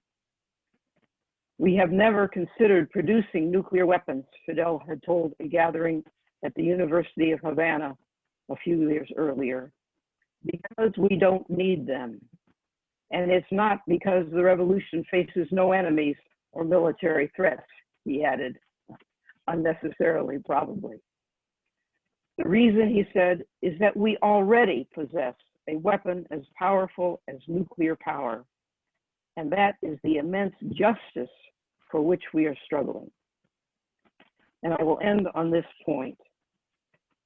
Several weeks before the 2016 Party Congress, Fidel had penned his powerful reply to the speech in Havana by US President Barack Obama, who had told the Cuban people, it is now time to forget the past. And as Fidel said or wrote, I suppose all of us were at risk of a heart attack upon hearing such words. And he went on, and I quote Fidel, nobody should be under the illusion that the people of this dignified and selfless country will renounce the glory, the right, or the spiritual wealth they have gained from the development of education, science, and culture. And I warn, Fidel concluded, we are capable of producing the food and material riches we need with the efforts and intelligence of our people. And our strongest tribute to Fidel this evening is to affirm that supporters of the Cuban Revolution around the world will be guided by the course embodied in those words of Fidel. Thank you. Thank you so much, Mary Alice Waters, for being with us today and for sharing those words on the life and legacy of Comandante Fidel. We're now going on to our second to last speaker, which is Vijay Prashad. And he is a very honored guest again as well with us here today. He's an Indian historian, a journalist, a commentator, and Marxist intellectual. He is also the executive director of the Tricontinental Institute for Social Research and the chief editor of Leftward Books. So we're really honored to have with us here today, Vijay. It's great to be here, comrades. Very happy to be with you. I bring great and warm greetings from my team at Leftward Books in New Delhi and my team from Tricontinental Institute for Social Research from South Africa, India, Argentina, and Brazil. It's a great honor for me to be here today. I join you to celebrate the life of Fidel Castro. Fidel Castro, a human being. Fidel Castro, one of the most formed human beings. A socialist human being, the highest form of human being, a socialist. Fidel Castro.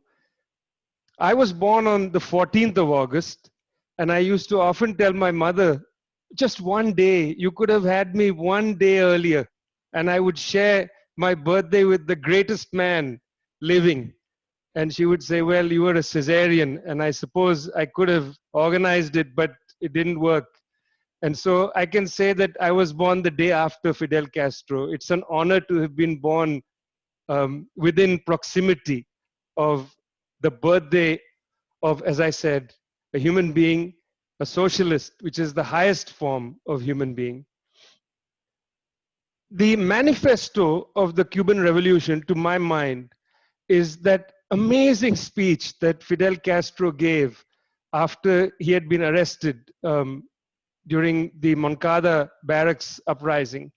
You see, one of the geniuses of Fidel Castro, comrades, is that his real dynamism came out not at a time of victory, but at a time of defeat. His greatest speeches to us, the legacy of Fidel, is looking defeat straight in the eye. He was able to see where the dialectic had whipped.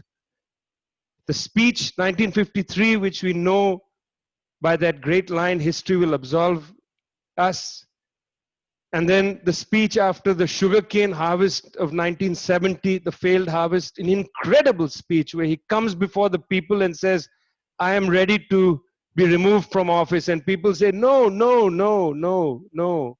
And he says, we have made mistakes. As his comrade Amilcar Cabral had said at the Tricontinental Conference in 1966, tell no lies, claim no easy victories. Fidel never lied. He came to the people and said, look, we failed. We couldn't do it. And the people said, we trust you. But he said, we failed. We have to understand the dialectic. We have to understand the great social processes of our time. And then, of course, his tremendous speeches in the special period. Again, looking history directly in the eye, Fidel Castro said, we're going to get through this. Why are we going to get through this? Because let's go back to the manifesto of the Cuban Revolution, the speech we know as history will absolve me. Oh, actually, I prefer to say history will absolve us, because he was not alone there. And Fidel was not an individual. Fidel was a collective individual. He was a man of the crowd, the man of the people. History will absolve us. What is that great line?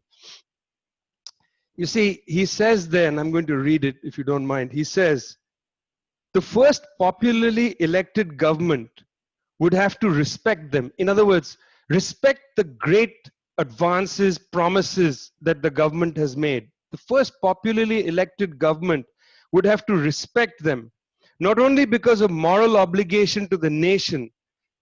And here's the line, comrades. Just pay attention to this line, because this is the manifesto of the Cuban Revolution. Not only because of moral obligation to the nation, but because when people achieve something they have yearned for throughout generations, because when people achieve something they have yearned for throughout generations, no force in the world is capable of taking it away again.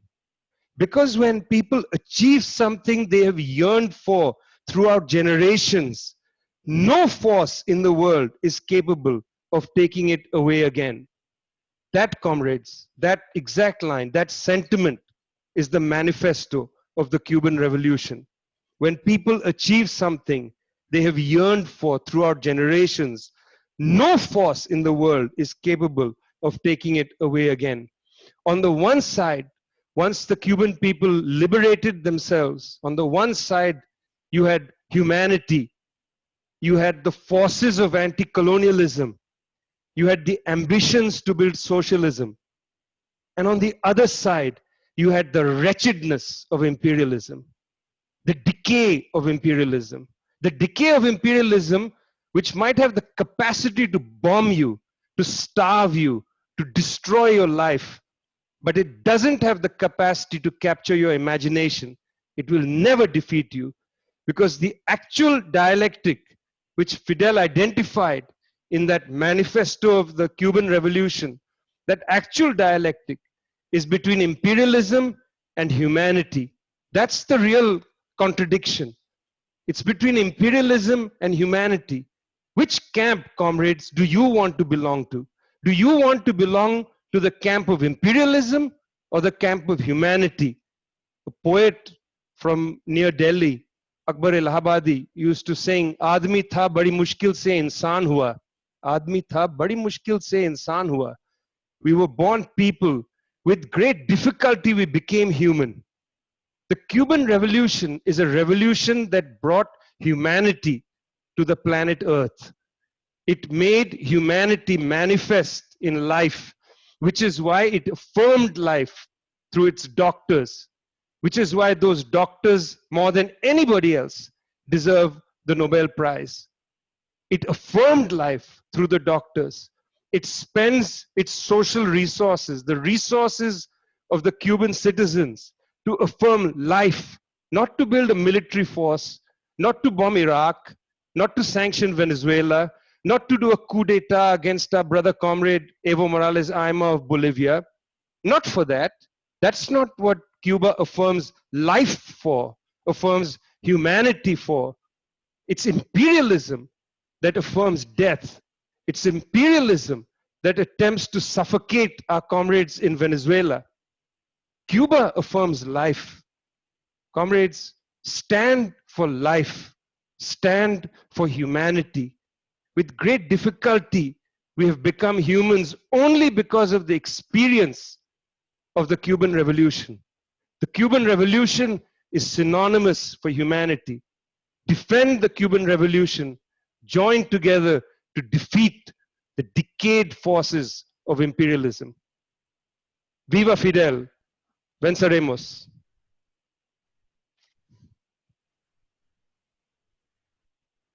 Thank you so much to Vijay Prashad for those very strong and powerful words of Fidel.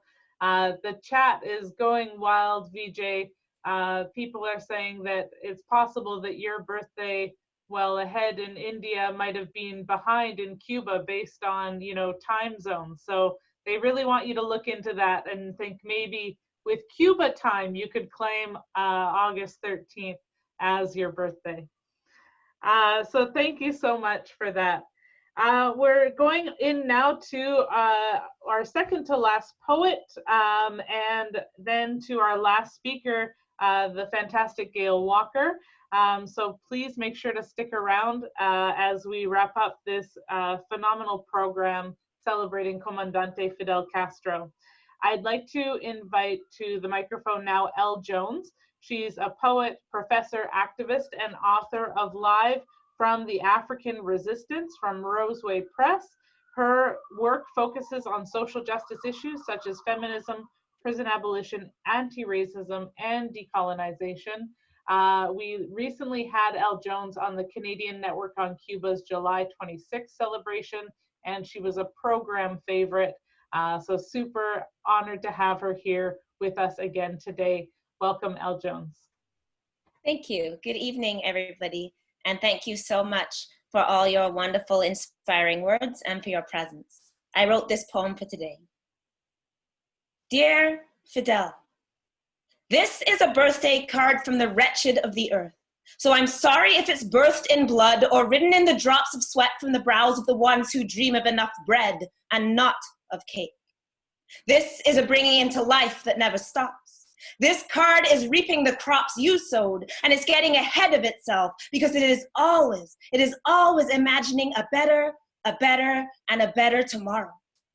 You may not be able to make the letters out because this is a tribute from the ones denied education in countries without your literacy programs that allow the neglected to make it out of poverty.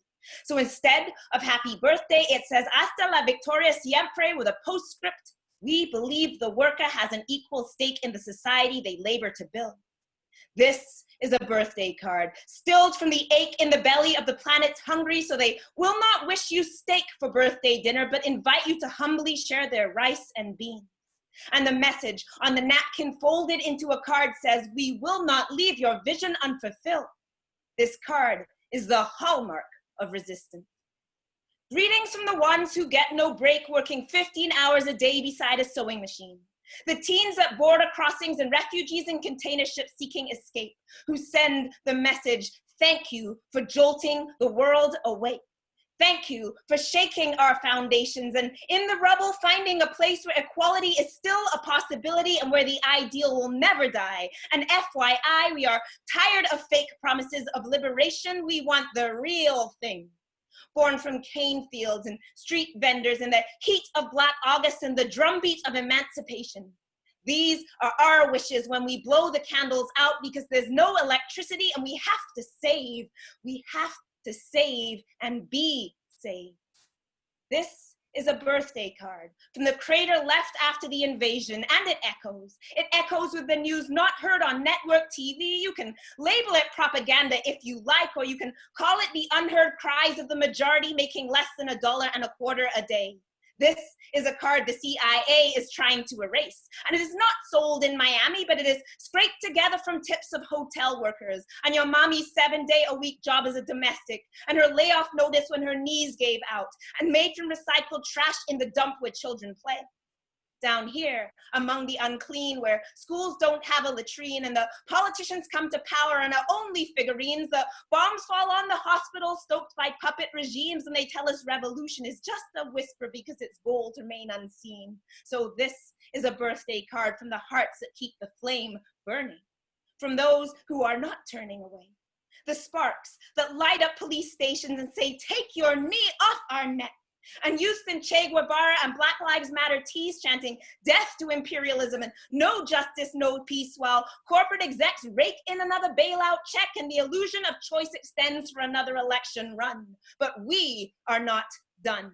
And we are sending you a message saying, Fidel, we do not forget your name. So this is a birthday card from the bus drivers who refused to deliver protesters to jail. No, the revolution did not fail. It is in the defiant fists of the riders being arrested in Zimbabwe, the torch handed from Mandela shouting Viva la Cuba Libre upon his release from his apartheid cell. This is a birthday card heard in the rebel yell and in the sound of the colonizer's statue breaking as it fell. This is a birthday card from all who go without presents because we believe in a better future, a dream sutured into us at the hands of Cuban doctors, from the peasants and ghetto residents and political dissidents convicted on manufactured evidence. This is happy birthday sung by a chorus of minimum wage workers while they cover their mouths because their corporate boss denies them PPE. No, we are not free. But this card will not be delivered to you by an underpaid worker at Amazon. This card was not bought in Babylon, but created in the dawn of a better world. It unfurled in the flags of regiments, marching through Africa in the smoke of Zapatista camps. It is not in an envelope because it cannot be contained. It only unfolds. It unfolds. It is unfolding. In the eviction notices and summonses to court, but it is unfolding. In the bodies lying on the concrete, it is unfolding beyond death because it cannot die. This is a birthday card deferred for the day we will be celebrating together in freedom when the battle is won. And comrades drop their weapons and with tears flowing down their faces, hold hands and say, we have unfolded. We are unfolding. And the message, it still lives on. Thank you.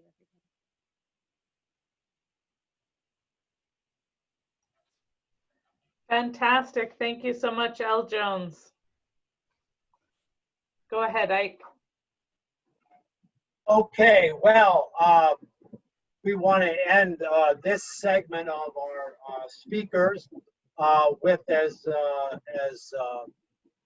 Tamara said, the wonderful Gail Walker, our dear sister Gail Walker. Gail is the executive director of IFCO Pastors for Peace, which I always like to say is at the moral center of our movement. And the work that Gail and IFCO have done has been referred to by a number of speakers today with Elam and so on. And so I'm just going to give the virtual mic over to Gail. Thank you, Gail, for participating with us tonight. Thank you, Ike and Tamara and everyone for helping to organize this tremendous tribute to our dear brother, Fidel Castro Ruz. In my capacity as director of IFCO Pastors for Peace and co-chair of the National Network on Cuba, I want to thank all the organizers for this opportunity to participate in this, beautiful tribute to Fidel on the occasion of his 94th birthday, along with our distinguished international guests. Friends, I know that it's late, and there have been so many beautiful remembrances of our beloved Fidel Castro that have been shared this evening. I just want to share that I know that those who have had the opportunity to meet him, to hear him speak, to witness the working of his incredible mind, were all touched by this once-in-a-lifetime visionary leader. His intellect was incredible. He could speak for hours, as many of us know, on end with no notes, and make just, you know, an incredible circle, powerful connections to the multitude of issues.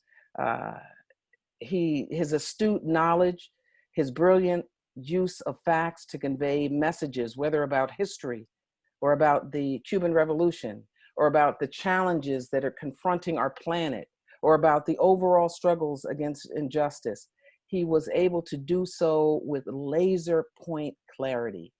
And those of us who heard him speak during his last visit to the United States in 2000 at the historic Riverside Church, he spoke for 4 or 5 hours, we were riveted to our seats, knowing that we were hearing a master orator eloquently sharing just his profound knowledge.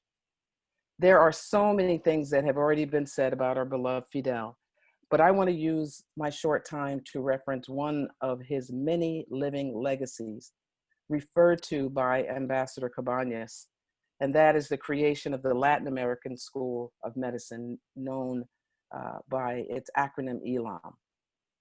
It was the forward vision of Fidel, Comandante Fidel Castro, to take a naval barracks and convert it into an internationally renowned medical training facility. And thanks to that vision, tens of thousands of young people from more than 125 nations, including the United States, are now practicing medicine in underserved communities across the globe. In the year 2000, at that historic Riverside Church meeting, Fidel offered free medical school scholarships to qualified candidates from all regions of the United States, from low-income communities and communities of color who would not otherwise have access to medical education. That was the gift, with the only obligation being that those scholarship recipients would return and practice in medically underserved communities in the US. And since that year, 2000, under the direction of our founding director and my father, Reverend Lucius Walker, IFCO has been honored to take on the role of facilitating the process for young people to participate in the scholarship program. To date, as the ambassador explained, Cuba has graduated 196 doctors from the US, nearly 200 doctors. The very country that has imposed a genocidal blockade against it for more than 6 decades. Following the tradition started by Fidel, President Miguel Díaz-Canel visited Riverside Church in 2018. And among the most moving events during his speech was his shout out to the dozens of ELAM graduates in their white lab coats sitting in the front rows, asking to take a photo with them. President Miguel Díaz-Canel began his address by reflecting on the past. He said, "I only knew the very beautiful Riverside Church with its Gothic-styled spire by photographs and stories of that intense night in the year 2000 when the hospitable friends from Harlem gave a mass welcome of more than 3,000 people to our leader and his delegation." He said, "It is fair to say that the program for the training of young Americans from the poorest districts of this great nation at the Latin American School of Medicine, ELAM, was actually born here." And that beautiful gift that started with Fidel's vision and continues thanks to the generosity of the Cuban government and the Cuban people benefits not just the scholarship recipients, but the communities that those Cuban-trained doctors are serving, as referenced by Ambassador Vidal. From Standing Rock to the front lines of the fight against coronavirus, we in the United States are the benefactors of Cuba's longstanding commitment to medical internationalism. The US government may have shamelessly rejected Cuba's beautiful offer to send doctors in the aftermath of Hurricane Katrina to New Orleans, or to Puerto Rico after it was viciously slammed by Hurricane Maria. But today, Cuba is beginning to revolutionize healthcare in the US, one ELAM grad at a time. And we are immensely, immensely grateful to Fidel for planting those seeds of solidarity that are now bearing fruit. We just, as the Ambassador Cabañas shared a virtual graduation celebration with the graduates and their families just a few days ago. And what a tremendous memory it was for us to be reminded of Fidel. For this, we thank Fidel, and we commit to continuing to stand in solidarity with our Cuban family.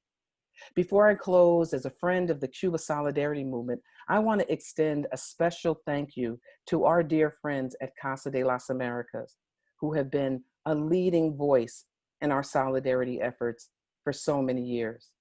And once again, I want to lift up the campaign to make visible the work of the Henry Reef Brigade and to urge the Nobel Peace Committee to consider bestowing the Nobel Prize to Cuba. Go to cubanobel.org for more information. And finally, I want to just say thank you, Fidel. Thank you for your beautiful example and your spirit that lives on in the Cuban child, that lives on in those of us who struggle for justice, that lives on in those that reject imperialism and are committed to building a world based on fairness and equity and determined to stand up for dignity and self-determination against all odds. Viva Fidel, Fidel vive y la lucha sigue. Long live Cuba, long live the Cuban Revolution, and long live Fidel. Thank you. You all got me going to church. That's right. Thank you, Phil. That's what happens when you put me at the end. I'm going to get excited. I got myself excited. All right. That was awesome, Gail. All right. So Welcome. You're welcome. So we're going to make a few announcements now, and then we're going to have our last poet, Catherine Beeman, who's amazing, and you need to stay tuned for, as well as some greetings from some important organizations. Very brief. Ike, you want to give our first announcement? Okay, give me a second here. The first announcement is Saving Lives campaign.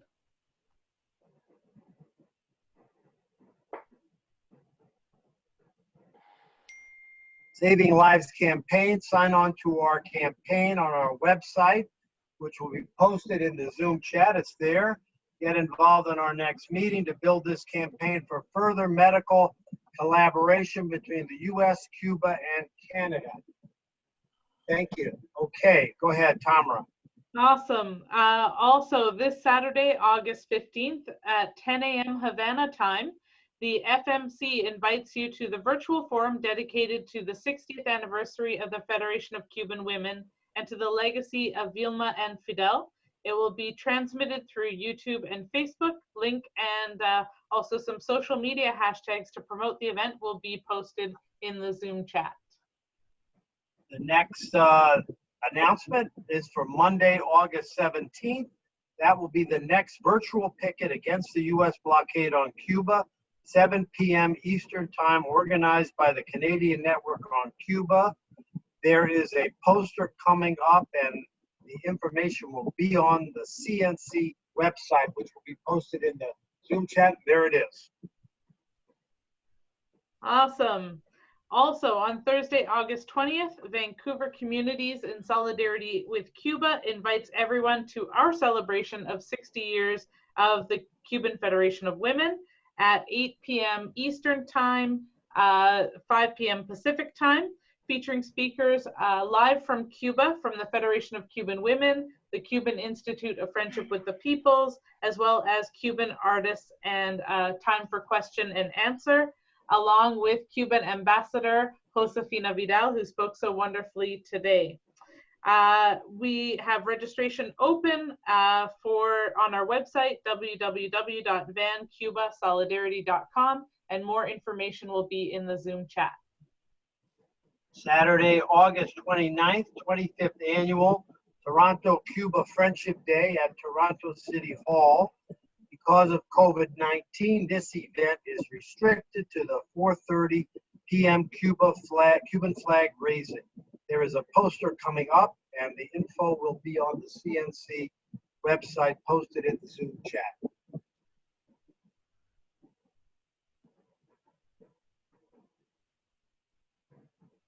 Tamara?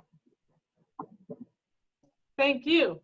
On Saturday, September 19th, there will be a webinar at 7:30 p.m. Eastern Time for the 60th anniversary of Comandante Fidel Castro and the Cuban delegation's arrival in New York City for the 15th session of the UN General Assembly. This event, of course, marks the very important meeting between Comandante Fidel Castro and Malcolm X at the Teresa Hotel. And we hope that you will join this event organized by Rosemary Mealy, author of the book Fidel and Malcolm, Memories of a Meeting. You can see the poster is there, and there'll be more information in the Zoom chat. Okay, and the last announcement is for Saturday, September 26th, 8 p.m. Save the date, 15 years of solidarity with the world. Join the Nobel Peace Prize for Cuban Doctors Committee to celebrate the 15th anniversary of the Henry Reef Brigade with Cuban health professionals working on the front lines of the pandemic. That'll be a very important webinar, and make sure you put all of these in your save the date. Okay, so we're going to have a couple some poetry that Tamara's going to announce. And we have two more solidarity messages from Casa de las Americas, the oldest Cuban American solidarity group in the United States, and the All African People's Revolutionary Party. So stay tuned for those. They're both very short and very excellent. And our poetry, and then. Sorry, Ike. We also have Alicia Rivera here, who's going to give short greetings from the LA US Hands Off Cuba Committee as well. So I want to introduce our poetess, Catherine Beeman. I had the honor of meeting Catherine for the first time probably about 15 years ago in Montreal at a Cuba Solidarity meeting discussing how we could free our 5 Cuban heroes. I know she's a longtime Cuba Solidarity organizer, but also a very talented poet. She's a member of La Table de Concertation de Solidarité Québec-Cuba and a founding member of Le Chapitre Québécois du Réseau des Intellectuels, Artistes et Mouvements Sociaux pour la Défense de l'Humanité, or the Network in Defense of Humanity. She's also a member and contributing editor of the Canada-Cuba Literary Alliance, or Alianza Literaria Canada-Cuba. So I hand over the virtual microphone to you now, Catherine. Thank you all very much for having me. It's an honor to follow all the heart and beauty that came before. I'm going to read 3 short poems. The first I wrote for Fidel's 80th birthday in 2006. If you remember, it was celebrated in December that year. It starts with an epigraph by Roland Rodriguez, Levantar la piel de la realidad, to lift the skin of reality. 80 years more, a birthday poem for Fidel Castro Ruz, December 2006. In Santa Clara's monument for Che, rests Tanya's bracelet from Bolivia, a silver curved presence of living wrist and risk. Here she is, near the grainy, uncredited black and white photos of compañeros in the Sierra. Who took these, I ask? They did, the guide answers. Bones of the past, scraps of chance soaked in tenderness. Fidel, seen from below, from afar, from this December, Grandma Landing appears the signal flare, lighting our generations, lifting the skin of reality. And next is an excerpt from a long historical poem by James Cotcroft, a number of the members of the Table de Concertation de Solidarité, a great defender of the Cuban Revolution and Latin America, who physically left us last year. We often bounced poems and ideas off each other. It was originally called New Poem for Fidel on the occasion of his 90th birthday. I suggested he call it Praxis. Without culture, no freedom is possible. Fidel expands it, lives it, practices. Implicit in this praxis, utopian realistic, full of experimentation, high moral standards, internationalism, honest humility, are pluralism and a recognition that peoples must make their revolutions tuned to their own cultures and circumstances. Neither a universal formula nor an absolute model.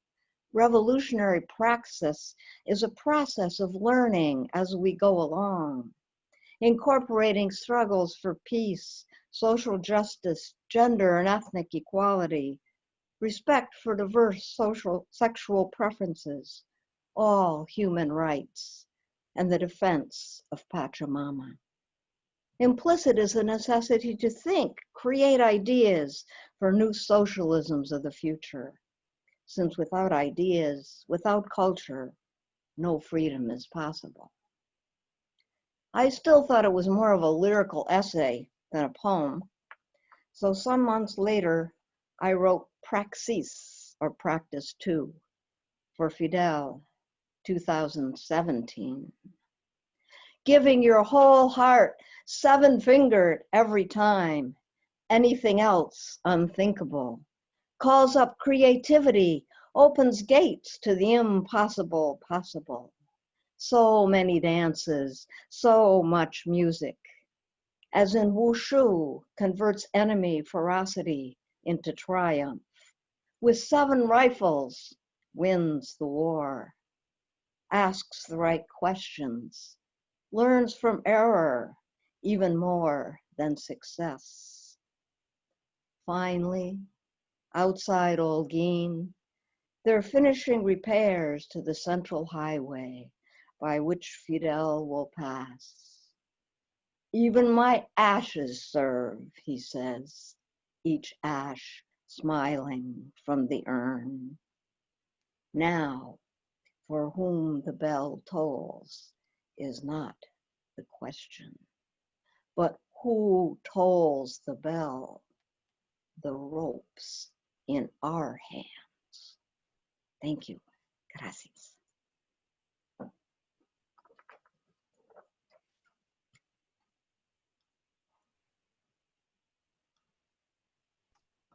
Thank you so much to Catherine. Ike is now going to introduce our final 2 video greetings and also our final greeting from Los Angeles.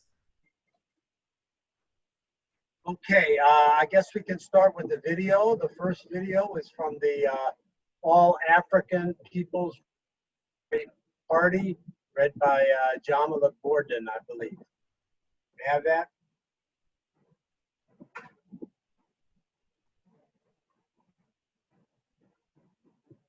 Greetings, my name is Onya Sanu. I'm an organizer with the All African People's Revolutionary Party, speaking to you from occupied Tiwa territory, also known as Albuquerque, New Mexico. I am very grateful for the opportunity to give a statement on behalf of our organization on the absolute giant of a man that was Fidel Castro. The Pan-African movement and the APRP stand in unconditional solidarity with the Cuban Revolution because the Cuban Revolution stood in unconditional solidarity with us. Not only was it waged by African people on that island, but after they won their liberation, after they won their independence, after they were able to build socialism, they weren't just content to stay in Cuba and ignore the rest of the world. Instead, under the leadership of Fidel Castro and Che Guevara, they chose to assist liberation struggles all over the world, including all over Africa. And so Fidel Castro, as a man, as a symbol, as a leader, embodies that internationalism of the Cuban Revolution, embodies that deep humanism of the Cuban Revolution. Fidel Castro, especially as someone, speaking from the United States, snakes represents a form of leadership that is extremely rare. That's not just about dominance over people, but it's about collective advancement and accountability and humanism and solidarity and love. He really, really provided the world a model of leadership that capitalism have made extremely rare. And so we must celebrate him. We must celebrate him. We must honor him, especially in the United States, where we hear nothing but lies about him, nothing but lies about what he did for Cuba, nothing but lies about what the Cuban Revolution actually was and what it was accomplished. So we, as people who stand in solidarity with the Cuban Revolution, who move in solidarity with the Cuban Revolution, must uplift the legacy of Fidel Castro, must never allow any lie to go unchallenged about Fidel Castro. We love and we honor Fidel Castro. We love and we honor Cuba. And the Cuban Revolution embodies the possibility of socialism and embodies the world that can be built once people come together collectively, once people decide to be free, once people move in a spirit of humanism and solidarity. So I deeply respect and appreciate Fidel Castro. The All African People's Revolutionary Party deeply respects and honors Fidel Castro. We study him, we learn from his example, we seek to continue his work in this world and to bring that model of liberation to the African continent and to African people around the world. Thank you. Thank you very much for that beautiful statement, and I apologize for getting the name wrong from the AAPRP.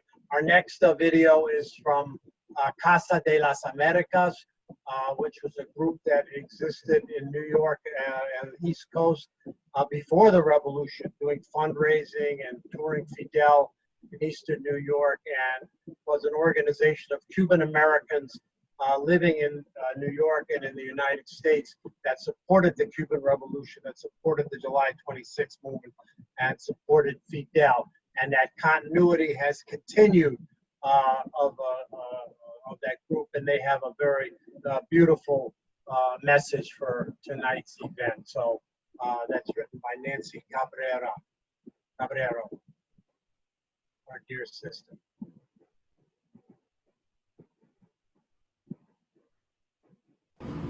Hello, everyone. I'm happy and honored to participate in this extraordinary celebration of the life and legacy of Fidel Castro Ruz.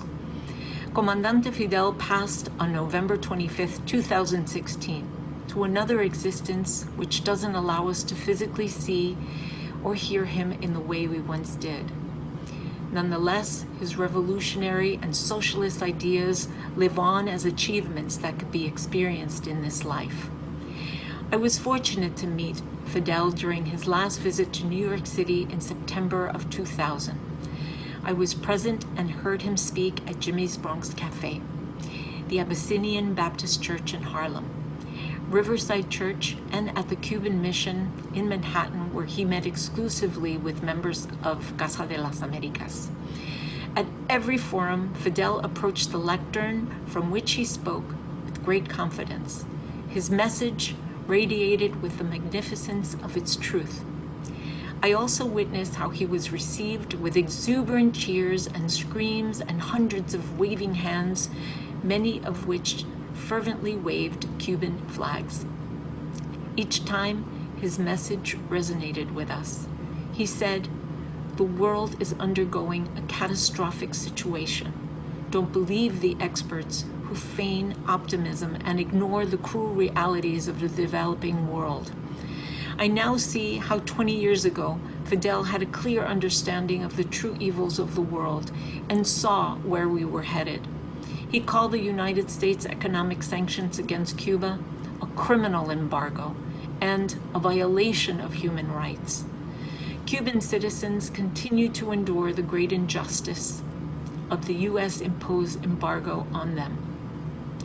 I believe the greatest way to honor Comandante Fidel today would be to first and foremost do everything that we can to bring an end to the cruel embargo. I believe he would also want us to understand that, very contrary to the propaganda we receive, Fidel Castro is not the devil he's said to be. His goals have always aligned with world peace, and the proper treatment of the poor. Today, Casa de las Americas says, happy birthday, Fidel. We see you and feel you in lessons received in revolutionary and socialist Cuba. Comandante Fidel Castro, presente. Viva Cuba revolucionaria. Gracias. Wonderful. Okay. Well, thank you so much to both the Casa de las Americas and the AAPRP for those greetings. We were meant to have Alicia Rivera from the LA US Hands Off Cuba Committee speak and give some greetings at the end here, but unfortunately it seems she's had some internet issues. She's no longer online with us. So we are going to move into our closing now. And I'll let Ike speak first. Well, that was an excellent program. We're very proud to have pulled it off. I want to thank all of the participants. I want to thank Brother Cesar Chavez, Cesar Sanchez, who put together the beautiful publicity and manages the website that I hope everybody gets on and gets active in your area and works to end the blockade. Go ahead, Tamara. You got the last word. So it's been a tremendous honor for all of us to be here with you all today. And actually, if all of our panelists wanted to turn on their cameras, we can do kind of a group photo, any of the panelists who are still on, and we'll take a group screenshot here. Again, it's been a real pleasure to come together with so many distinguished guests from continents all over the world in order to celebrate the life and legacy of Comandante Fidel Castro. I really think that we have not only been able to honor his legacy, but really to delve into so many aspects of his leadership and their impact on Cuba today and on the international situation as we combat this global pandemic that is COVID-19. And we see the tremendous leadership of Cuba and Cuban doctors around the world. Of course, our duty as Cuba Solidarity organizers and as supporters and as guests is to take these words and take this inspiration into our future work. And of course, as Ike said, that's our work to end the criminal US blockade against Cuba. And that's also our work to make sure that the Nobel Peace Prize Committee hears our loud and resounding voices that the Cuban doctors deserve the Nobel Peace Prize. We know that this prize has its faults, and I very much appreciated our compañero from the MST who called them the old gray men deciding on the Nobel Peace Prize. But we have a duty to call on the world to mobilize to demand that the Cuban doctors receive the Nobel Peace Prize because they deserve it, because they are working towards peace, and because their work is under attack consistently by the Trump administration.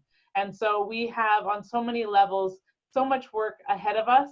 As you saw from all of our announcements, there's so many events coming up and actions that you can participate in, petitions for you to sign, books for you to buy. So please make sure that you get involved and continue with us.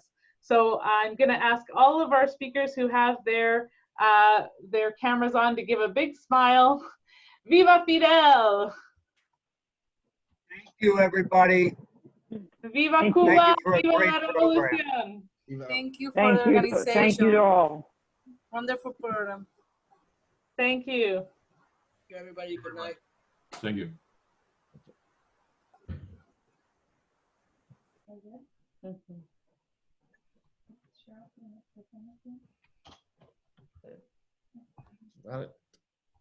you. Thank you all. Viva Fidel. Viva Fidel. Thank you, everyone. Viva. Fidel. Viva la revolución. Viva la revolución. Viva. Viva, gracias. Viva el pueblo cubano.